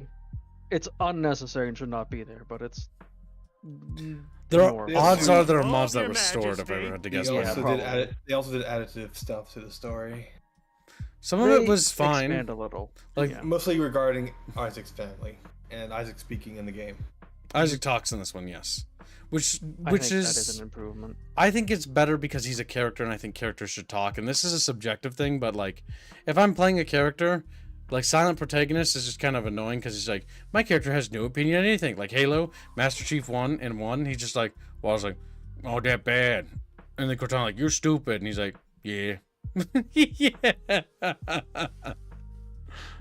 I'm just robot. Shoot gun. Genghis 22, I'll say that's what you said 6 months ago. Suck fun, Ying speak, Power World. That's true, Genghis. We were going to do it a lot sooner, but I got a special request from a non-disclosed bucket fishy about some things that were going down, and they asked if I could delay it just this once. And because I owed them a favor, that's why I delayed it. But we won't be delaying it for much longer. You must get ready for the Mass Effect Donor Wars chat. They will suck you dry. I'm like, no. Yes, No, Stormrat, they it's did huge. model the characters off of the actors for some reason. Yeah, I hate that change. Like, I don't That know one how wasn't you a good feel about it, change. Robin, but like when it comes to me, if you're making a game, like, and you're having characters play fictitious characters, like the characters in the setting, like Isaac Clarke is a character, right? He looks that way. Like Leon S. Kennedy from Resident Evil 4 looks like Leon S. Kennedy, right? He's not modeled off of, the voice actor. He's just who he is. That's a change they made in Dead Space Remake where they modeled Isaac Clarke after his VA. I feel like it took away from Isaac because they just didn't have the insanity that the The other guy had, where he looked like he had big baggy the eyes. original design for Isaac had. Yes. 'Cause He also He had had great gray strength. hair. you Yeah. could look at Isaac and see that he wasn't well. He was stressed. So I don't think there's necessarily anything wrong with like modeling your characters after your voice actors and whatnot. I'm not sure if Dante is modeled after Ruben, his voice actor. I know that he's mocapped by him at least, but when it comes to like having famous actors in games, to me that's kind of weird and off-putting. Like, Yeah. I really liked the guy who played the Jedi Survivor. Like, I really liked him when he like did the Joker thing in Gotham, even though Gotham was a pretty shitty show. Wait, the Jedi Survivor Well, game? Yeah, the red-haired guy, the protagonist. Oh, he's modeled after the actor? Oh yeah, the ginger dude. He is. Oh, yeah. He's mocapped. Yeah. The thing is, I hate this game, and I hate both of these games. But the one thing I will say is I actually don't mind the actor himself. Yeah. I just hate the fucking games. What I will say is I do think it is a little bit off-putting to see just random famous people, because it's just like they're just doing this as like a marketing stunt, right? Like it's Yeah. not really what I want in games, like, but It also In- takes you in- out in- of the game immediately. yeah, a little bit. But when it comes to like doing it in Dead Space, I think Your that's Majesty. a huge no-no. Because, like, if you're changing his model to match someone else now you're just changing the game. Like, if you're gonna make a remake, try to be honest with it and be faithful to it. Like, Yes. I don't like it when they're doing that stuff. Like, they're remaking Dead Rising now, right? And they're changing things. They're just like changing the race of people because they were like Asian Purely- stereotype before or whatever, Yeah, and now they're just political making them reason. white, and like it's just it's just off-putting. I keep forgetting that this is even coming. Which is this? Because it's probably gonna be bad. It probably is. They, But remember, they are The- political motivations for I'm a all the changes streamer. they're doing. I play bad games. That's my job. It's my But job. I mean- I'm looking at Rob. Those- Sorry, Dante's and a. Squealy, hold on a second. I'm stumbling. Robin was starting. Bad Squealy. Well, I was Spit, just spit, gonna say all these things that are changed in like Dead Rising. It's really minor in reality, like in the grand scheme of things. So, as a game, it's probably still fine unless they fucked it up somehow. But No, fucking find out, won't we? what were you saying, Rayline? I was looking at the VA for the game, for Dante for DMC, and he didn't look like Dante, but he did cosplay as Dante. So I think he would put on makeup to just look like him for the interview. Mm-hmm. Oh, Which is Devil where May I Cry, think right? Some of the confusion came from. Yeah. Also, Kibbs, you messed up earlier. It's skirt fund, not sock fund. I played the Devil May Cry 5 and I had no idea what happened, but it was really fun. I had no yeah. idea what was happening. Well, the Devils cried. It's That's what the happened. only like Devil May Cry game I've ever played in my life. Wow. Spoilers, Reguline. Nobody cried. Wow, lying. Then, They made Reguline. a bunch of like boomer jokes and like there's a lot of boomer memes. The guy with the white hair, where he drinks Cries in the Monster. first one. It does okay. The only thing I know of Devil God May damn it. Cry is the thing with the character in the white chair. The The game white makes me mall feel like chair. I should eat pizza for some reason. Because Yeah. it's that kind of game. You're that kind of Vigima game. Vigima game. Didn't this game do a thing where they had live action versions of the cutscenes? What? I recall seeing. No, in this something there's to just that effect. CG. It's really good I don't CG, know what as that's far as I about. remember. Like when the guy gets like a random cowboy hat and starts dancing. Mm-hmm. And it's just like, what the fuck is happening? That was kind of funny. I had no idea why it was happening. But I thought it was definitely out of place, and it definitely surprised me. Definitely. No, I think this is one of Capcom's best games, but in typical Capcom fashion, they always fuck something up. So in this case, there's something called Legendary Dark. I've actually talked about this on stream before, but there's something called Legendary Dark Knight mode, in which they add like 40 times more monsters to all the maps. And I played this in Devil May Cry 4, and at least after you've played it, so you know how the game works, it's really fun, because there's just monsters everywhere, you're just juggling shit. You have to pay attention to if something's gonna like pelt you with ice from like somewhere in the horde of monsters. And they did the same thing for Devil May Cry 5. They released Legendary Dark Knight mode. PlayStation 5 exclusively. That's awful. Yeah, they never released it for PC. Fucking. Let's check. I was right. Probably right. Devil May Cry 5 does have live action cutscenes you can switch to with the deluxe edition. Okay. What the fuck? Well, it's Capcom. Can't stream it. They'll probably fucking strike us. Yeah. Capcom is weird. Gotta be careful. Can't mod their games on stream. Oh, nobody go back and look at our And past Stone Age streams. says, Keep, you have to look up live versions of the DMC cutscenes for $5. Thank you very much. Stone Is Age. it okay to do that? Yeah. I'm scared. Like, There's Capcom a is. trailer I found. Yeah, but Capcom has a tendency to just strike people. Like, for example, you know what was funny? Gold, We Your did Resident Evil Majesty. 4 like a couple of years ago, or was it a year and a half ago?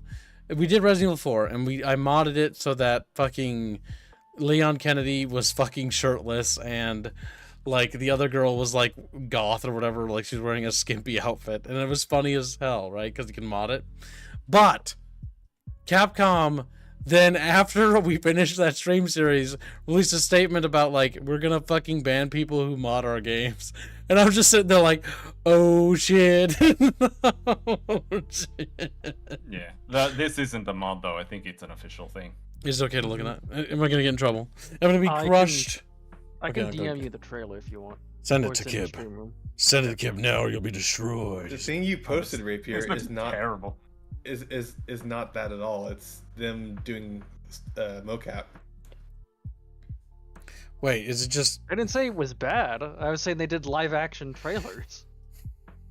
Yeah, but what I'm seeing is mocap. No. It's not live action. No, I'm no, gonna mute no. it for safety. No, they are doing the cutscenes. It's just low budget. Yeah, I remember seeing a compilation of the live action cutscenes, and they were all low budget but hilariously bad. This definitely has Weebora massively. More than the game.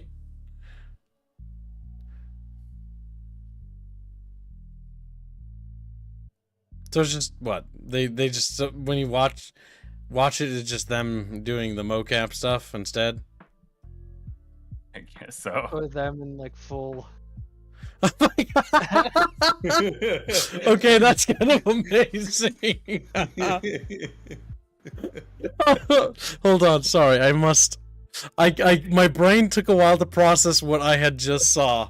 Like that did not click in my head. Like the just like okay. Unironically, yes. Okay, that's what happened. All right. Okay, that actually. There's something about Devil May Cry's like development that it just feels fun. Like they had fun making it. Like it's corny, it's cheesy. Yeah. Yeah, you're not supposed to take it seriously, but it's fun. Yep. Fucking A. No, DMC is a funny series because, like, the quality of it jumps wildly in either direction. Oh, most of the games are fucking dog shit. Exactly. Even I think 4 is the best one personally for me, but it's a fucking piece of shit. Like it's literally like a 3 out of 10 game at best. Because they and to me that's just like the Capcom way, or was at least. It was more so in the past that they just made like cool fun games, but they were fucking trash. Like even Dragon's Dogma. Dragon's Dogma is one of my favorite like action style RPGs. I avoided saying ARPG because it's like close, but it's not the same. But it's a piece of shit. But I finished Dragon's Dogma like 6 times. I think it's really fun, but it's really, really, really bad. Yeah, that's fine. I mean, that's something we always talk about on this channel, right? Like, there's a lot of games we all like that are just bad. But you know what? They're fun, and you have fun with them. You can have fun with a bad game. Yeah, you can have fun with Dark Souls too. Or 3, or Elden Ring. Whoa. Even worse. Or the entire fucking genre, but yeah. I guess you could have fun, grinding your balls against a cheese grater. Yeah, I guess. Dark Souls 1 is the best one. It's easy. Like, all you have to do is build vitality, and then you just can't die in the entire game. You can tank the last boss, just hit him without dodging a single time, and just chug potions. That's why it's the best game. And you can't do that in 3, so that's why it's worse. Wow, like His name is Plick now. We've changed his name because he's being mean to me. Your name is Plickett. He's like, no, I don't want to be Plickett. Playing the first DMC was like the highlight of my entire life, says Yazuke. He says, it was one of the games that made me the happiest in life. Well, that's good. I'm glad you're happy. But I hope to God you're still happy, right? Be wiggling. Wiggle if you're happy. Just deadpan Maybe he stare. needs to play DMC 5. Yeah, maybe it's with time the to live action cutscenes. maybe to order some pizza and play some DMC. You know, like there are certain games where I'm like, God, I really just want to play this and eat pizza. I know, weird. I know you guys. Do you ever get cravings like that? Like you just gonna eat something while playing something? If I just want pizza, I want pizza. Like, what if you want to do it while playing something? Well, I'd be eating pizza with I'd be green grease in my hand, kid. I don't want to put it on my Greasy controller. Gross. gameplay adds a lot of value. It also means that your shit's gonna go bad. It's not going bad, just a little greasy. Gibbs, what are my thoughts on Space Marine 2? Firstly, it's not called Space Marine 2. I've told you this many times, chat. It's called Spunk Marines. And I don't know why you guys don't get Spunk Marine right. But Spunk Marine... Well, the first one was called Spice Marine. Is $60 base price. Okay, so fuck it. We'll do it on this stream because it's going to be out in 3 weeks. I'll probably end up talking about this again because I do need to talk about this. I still have yet to work up the courage to buy 90... Like I just... Ultra Edition, $100. I think you should make Chatfish pay for that. So chat, if you want your Chatfish to be on the Space Marine thumbnail, you can donate $15 to help me fucking buy this overpriced pile of shit. But it looks... Listen, it looks cool. It looks fun. I'm interested. We're going to stream it. We're going to try it, and I hope it's good. But I have some issues, and it's not about the game, actually. It's about the pricing. $60 is already what I still think is too steep for games, and it's dishonest pricing. It really is. $90 is just like, I just want to smack my face. And why do I have to buy the $90 one, you ask? Well, you see, I'm a fucking dumbass streamer. And dumbass streamers need to get that 4-day early access bullshit. I hate when companies do this, by the way. I don't like season passes. Season passes are just scummy. Cosmetic thing, whatever. Like Macrag's Chosen DLC, that's just cosmetic. Whatever. It's just DLC. Don't care. These two things bother me because I have to have that version in order to stream it on the day it comes out, because if I don't, then I miss out. And as a streamer, I have to do that. So I hate that a lot. And I really think that $90 is steep. Steep. And I think $100 is just... That's just disgusting. Whoever buys this, like... Okay, you know what? I'm not going to judge. You know what? We're going to be a better person. Whoever buys this, I was going to say, you have 10 people who already bought it. I know. Yeah, there are people who are weak-willed. And the sad part is I'm going to have to join that number. But out of principle, I'm going to wait till like the last possible minute, because maybe if I'm lucky, the game will get delayed or something. But like... Maybe you'll forget about it. Yeah, no, I need to get it because we got to stream it. The worst part is I need to buy it for also Reggie. So that's like fucking like 120... It's $160 because streaming. Like, Jesus Christ, chat. Oh. Since this is going to be 4 days early, because I remember... Fuck. I can't remember what the game was called, but the game looks cool, but the pricing. Okay. And the early release didn't have multiplayer or co-op in. So one final goddamn note about the Spunk Marine shit, right? I really disagree with the pricing, and I really do not like this edition shit. It does not sit well with me. I hope the game's good. But like, man, it's distasteful. The pricing is just rancid. Like $60 is already like I could like hold my nose for that. But the $90 shit, that's just rancid. You failed the math again, by the way. It's $180. Oh my god, it's worse. Oh, I would rather be wrong about that than right, you fucking asshole. Thank you for the math assistance, Abaddon. We need your support. He's like, mathematics are my strong suit. Mathematics are... Artemis says he's gonna buy the $100 version. Yeah, like I said, I'm not gonna comment on, because I'm not mean. I'm not gonna say anything nasty or hurtful or spiteful. You do it, say spiteful thing. Do it. All right, so we got some more Q&A coming in from the Chatfishy bros. Let's see. What is the last true DLC you have seen? For me, it's Skyrim Dragonborn. The last DLC I bought that was not like deplorable or I felt icky. Man, I do not remember. I've played so many goddamn... I played thousands. And I own even more DLC than that. And I hate that. And the worst part is, like, I hate it because it's not... Most of the DLC is bad or it's, like, mediocre and overpriced. That's 9 times out of 10. On the odd chance you get that one DLC that's good, and it's like, oh, that was nice. And you're like, that's good. And then it's like, that's it.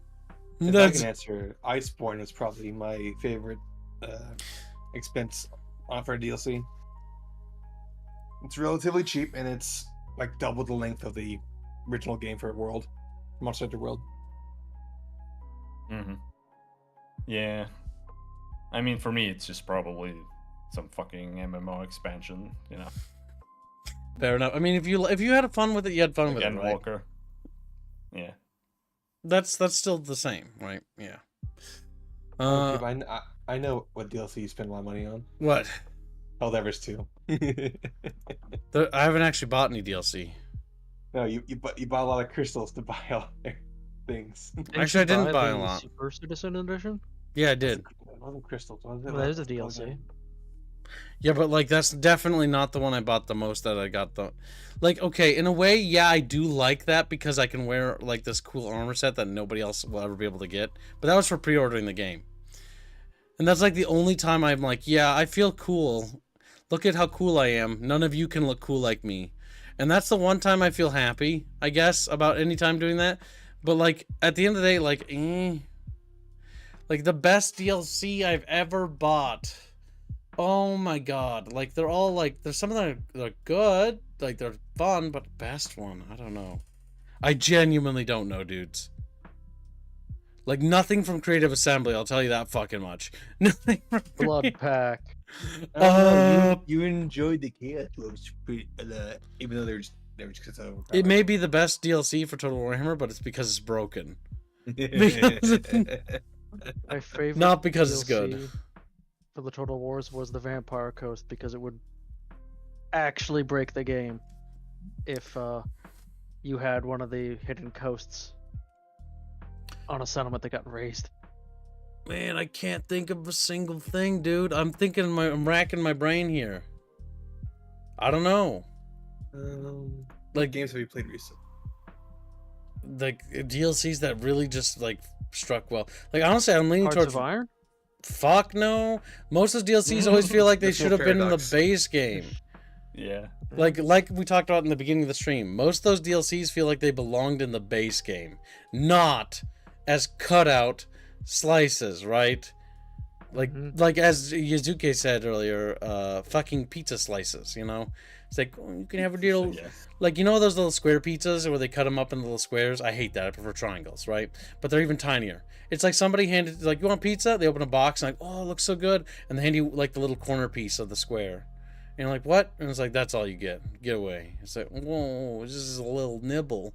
This is a little... That's not good. Let's see. I want to answer that question, but I'm struggling, dudes.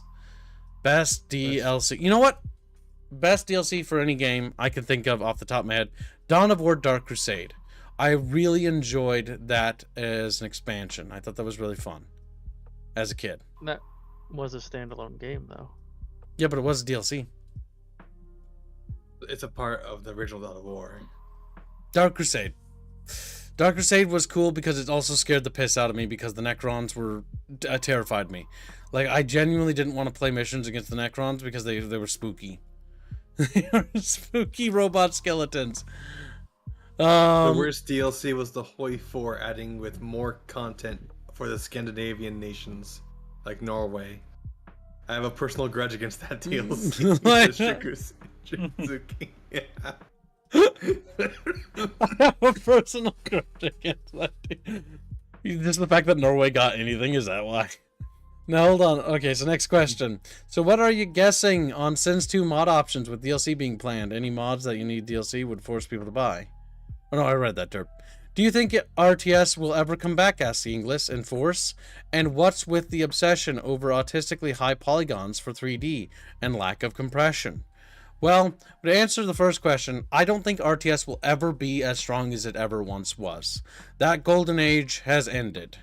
RTS is a big genre, and there's a lot of people that are interested in it, probably more people now than there ever was in the past, right? But it being the king of genres is over. It will never be the king again. And that's okay. Mm-hmm. It's okay to be a niche thing. There's nothing wrong with that, because sometimes oversaturation in the market doesn't do you any solids. Look at the fucking battle royale genre. Ooh. Look at the Dota. Look at the MOBAs. Ooh. like the being at the top doesn't always mean. Look at survival crafting. Like when Minecraft was at its zenith point, survival crafting was the king, right? And now it's bouncing back and forth between a bunch of few things. Like, I don't need to be my game series to be the most popular. That's okay, so long as it's still alive. That's all that matters. Now, artistically high polygons and lack of compression, yeah. Tempest Rising, we need to talk about that. Oh my fucking god, dudes. Its demo is huge. It loads like a potato, and like it's high polygon, and doesn't really, it's weird and doesn't quite have all the charm. And I really, really, really want it to succeed, but I think 3D Realms is dropping the ball with their CNC spiritual successor. I honestly think they're gonna miss the mark. And that's what we're Stormgate after this. Yeah, I was gonna and say. we can it's complain about DLC Stormgate. again. Oh my god, fine, we'll show Stormgate because it's actually related. God fucking damn it. It is. So Stormgate sells their story in like $10 packs. 3 missions each. Oh fuck, that's awful. Oh fuck. Like I thought about streaming And it it's just early access. for the No. sake of streaming it, but like it You looks shouldn't. looking at this trailer looks so. Look at this. Do you see this, Robin? Look at this shit. Like, just does that not look like the laziest? Well, look at that. No, it's just Overwatch. It's like Overwatch mixed with StarCraft, and it has no fucking identity. No, it's Like StarCraft 2 Terrible. looks better than this artistically. StarCraft 2 is or well, I was gonna say StarCraft 1, still one of the Yeah, best no, movies definitely, yeah. on the market. StarCraft 1 is better visuals than StarCraft 2 because there's a better art Yeah. direction. Diablo, like it was the Diablo 2 era. StarCraft and Diablo 2 came out around the same time, and it's the strongest that Blizzard ever was. You mean- Diablo 3 looks like a fucking vomit. You meant StarCraft There's 1, but yeah, Angel. because And Yeah. they're just Diablo Angels, but sci-fi. it's like, what if we combine the StarCraft and the Diablo universe together? Like the art It's style just- just looks bad. It's just what was it? Overwatch crossed with the Valiant for the style, and then the design of everything's just copy paste from Blizzard assets. Mythic, why did you remove your Rounded. message? Everything's just rounded. Is Kibbs going to play Baldur's Gate 3 when DLC inevitably comes out for it? Yes. I mean, to be honest, we're gonna do another Baldur's Gate 3 playthrough, and I need to find 143 gigabyte. I need to find unfortunate members of the Bickering bunch who will be conscripted into playing the exquisite and wonderful experience that is Baldur's Gate 3. The long and Squealy. terribly well written decisions we can make. I mean, Oh, if nothing no, else, Jack can actually, really if- fuck if- that campaign up because it's If we easy to have do. if we have 4 people doing it, we don't have to interact with any of the characters. But True. what about Galbarian? Galbarian! I can play as Galbarian. and I'll become a god. We can resurrect Doesn't mean- Galbarian as a fun, Chad. But we can't do that until we beat Mass Effect 3, okay? Deal. That's the deal. We'll mod You it. bald and gay 3. You Baldur's Gate 3. That sounds like it'd be right up your alley then, Blake. Oh my god. No hard edges. Too much wellness is BVOs. BVOs! Yeah, no, that's the problem with that. Like, the visual... this game has no identity. It really doesn't. It's not the first time an ex like developers come from like Blizzard or something, but they worked at Blizzard, yeah, but they lack creative inspiration to be anything more than just a shitty Blizzard thing. This is something that is a problem in the industry and it deserves its own stream, and that's a subject we should do one day. Is talking about the lack of creativity and innovation when there's like they're just going through the motions of making a game without actually making it anything that's actually worth getting. There's no reason for you to get Stormgate. It looks like ass, and everyone I've talked to says it is ass. And will not play that. Grumpy has not and will not play that pile of dog shit. Grumpy. Oh god.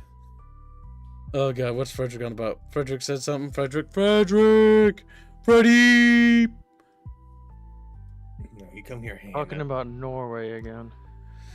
The king was the only one who did shit for the war effort in Norway of the political class. Oh yeah, well Norway, no, listen, Norway was Snorway for a reason. It produces no people of value, and it also is just a worthless country. Nothing personal, Bubbles. Bubbles like, Do you know how to Yeah. sink a Norwegian submarine? How? You knock on the door. Did that work? Of course, they would sink. They would. open the door. Oh my god. Hello. Ah. No. How do you sink a Norwegian submarine a second time? How did you sing it a second time? You knock on the door and they open up and say, "Not this time." Not this time. That Is this A Swedish submarine jokes for sinking. Norwegians now? I'm pretty sure I read an article of a sub actually sinking recently because someone left the door open. Oh my fucking god. No, the Norwegians in chat are super upset at me. They're like, goddamn Swedes. Fucking Swedes, y'all gay. Fanboy. Don't project what you Swedes do. Says Frederick, shaking his little fins. Yes, we tell that joke in reverse to the Swedes. Says L'Oreal. The Norwegian fish are cranky. Blake says Baldur's Gate 3 is a woman's game, and I'll not elaborate. It It's is. true. Okay, so we need to have like 30 streams about and expand on these. But just what's wrong? You want to talk about Baldur's Gate 3? No.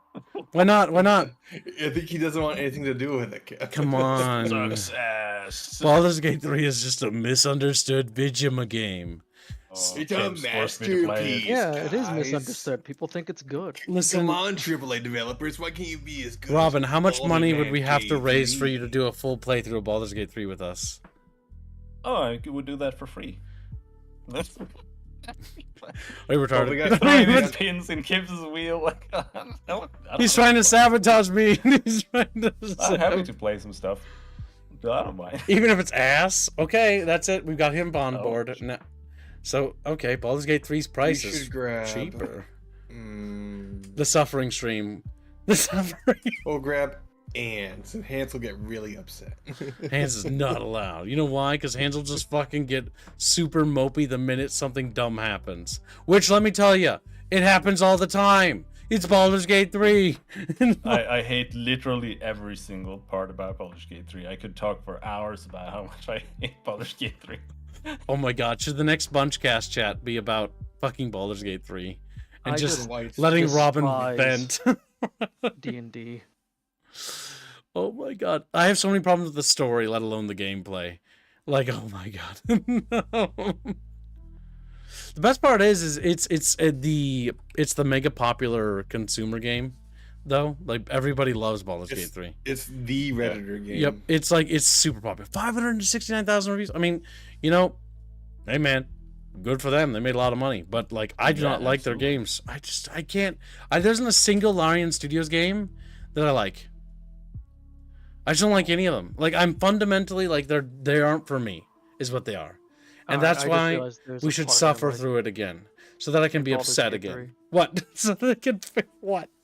I like that you can kill the vampire guy. Jono, it's not my fault Magic Missile is the best spell in the entire game. I'm sorry, but it's just... There was no reason to use any other spell in the entire game. Like, why wouldn't I use Magic Missile? Oh my god, I watched Bobbin. He intentionally called you Bobbin because the R and B are nowhere near each other. He's mad. He's upset. I watched Bobbin play Baldur's Gate 3. It was really boring because he metagamed it with magic missiles, writing a stream or two and went like that to the final boss.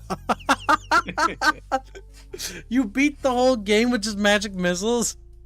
Yeah, like if you pick a wizard Yeah. and you play an evoker, you get like +1 or +2 damage or whatever to force spells. And Magic Missile is a force spell, and it shoots like a bunch of missiles, and it just makes it do the most damage out of any spell in the entire game. And when all the other spells have like a 40% hit chance, and Magic Missile always hits, it just like obliterates everything that you shoot at 100% success rate all the time. Like Nice. it's the best spell in the game. Like there's no reason to use anything else. Plus, Original Sin. plus in D&D 5 or whatever, you can like upscale it, and you can use all of your slots for Magic Missile, and they just become better, and you just only use Magic Missile because there's nothing else to do. Yeah, there was one guy who was like immune to my Magic Missiles. This was a little bit annoying. He was immune to force damage, what I mean to say. The only fun you can have with Baldur's Gate 2 is doing dumb things like making Gale, like, okay, so Baldur's Gate 3 was so bad. I had to play it with a friend because I had promised to do it, right? And I was playing Baldur's Gate 3 and I'm hating, like, my experience, right? Because it's just not very good. Like, there's better ways to make an RPG. But the only time I had real fun with the game was when I got so bored, I turned Gale into a barbarian to amuse myself. And you upset all of chat. I upset so many people on someone That else's was- stream. It was fucking hilarious. Like, and then I'm just like, Gale is wearing Speedos. That was so fun. For me, that's like one of the top moments of the entire channel. Oh my god. Barbarian was amazing.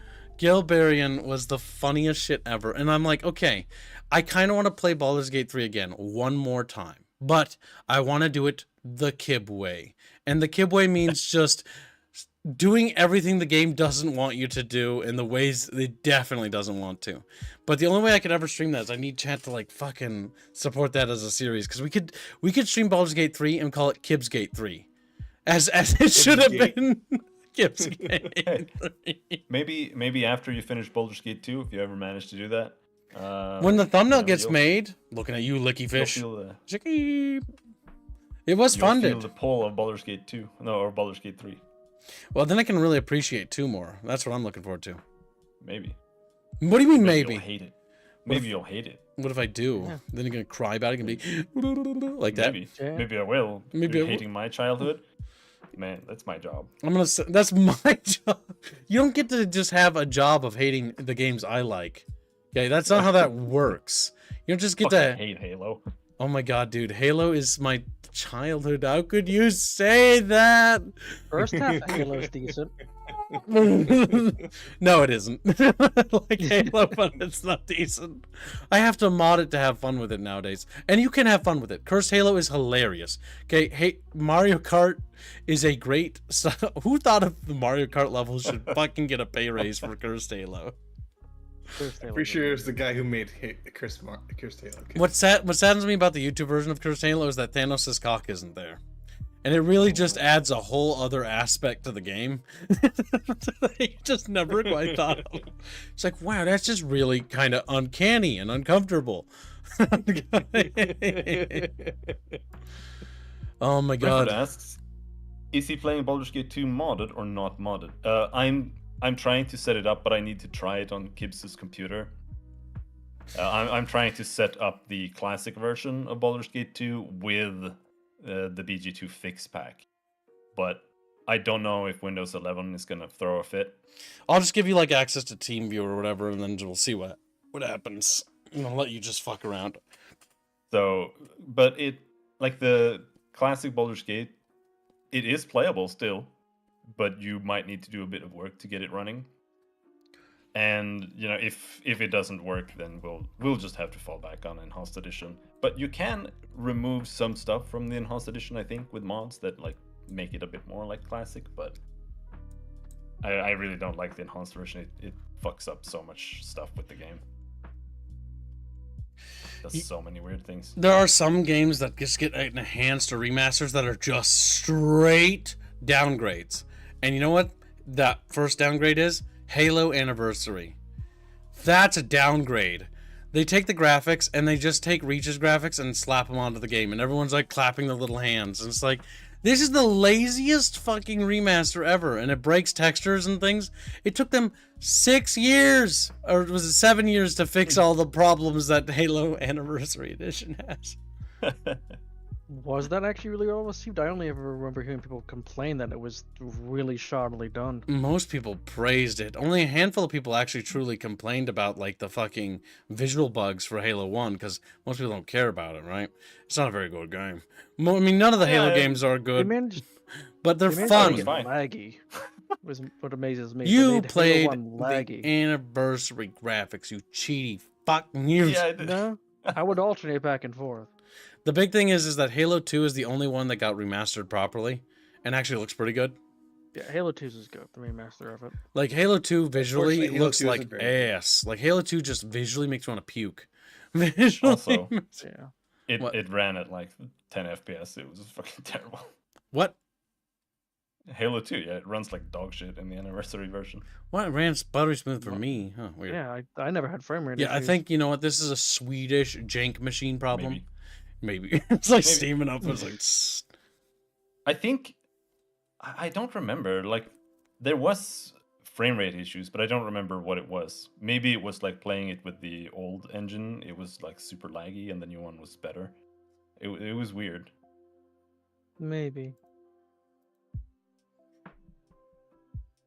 But either way, I think we've had a nice long, because I like these sort of like rambly bunch casts. These are fun. We don't need to be as focused on subjects, I think, going forward. A little bit more loose is good. Because the looseness on this one was good. The loosey-goosey streams. Yes. Chatfish have more fun with these too. But I do think it's probably time to wrap up because I want to use this as an excuse to get pizza because I want pizza. I haven't had pizza in a long time. Like 2 weeks or 3. Fuck. I had pizza earlier. Ah! And people keep talking about it. And because we talked about like playing in with pizza, like I've got a craving. I don't think it was the games. I think it's you just have wanted pizza the whole time. I want pizza and I want it now. Now. So I'm gonna get pizza, okay, and then we're gonna stream a community event today. We're gonna do sins and we're gonna bonk each other and we're gonna have fun. So, does anyone have any final notes to say before we wrap up the stream? Jano says he doesn't deserve it for not reading my last super. Jano, get under the table and earn your pay raise. What does that mean, kid? Anna's getting a pay He said, raise.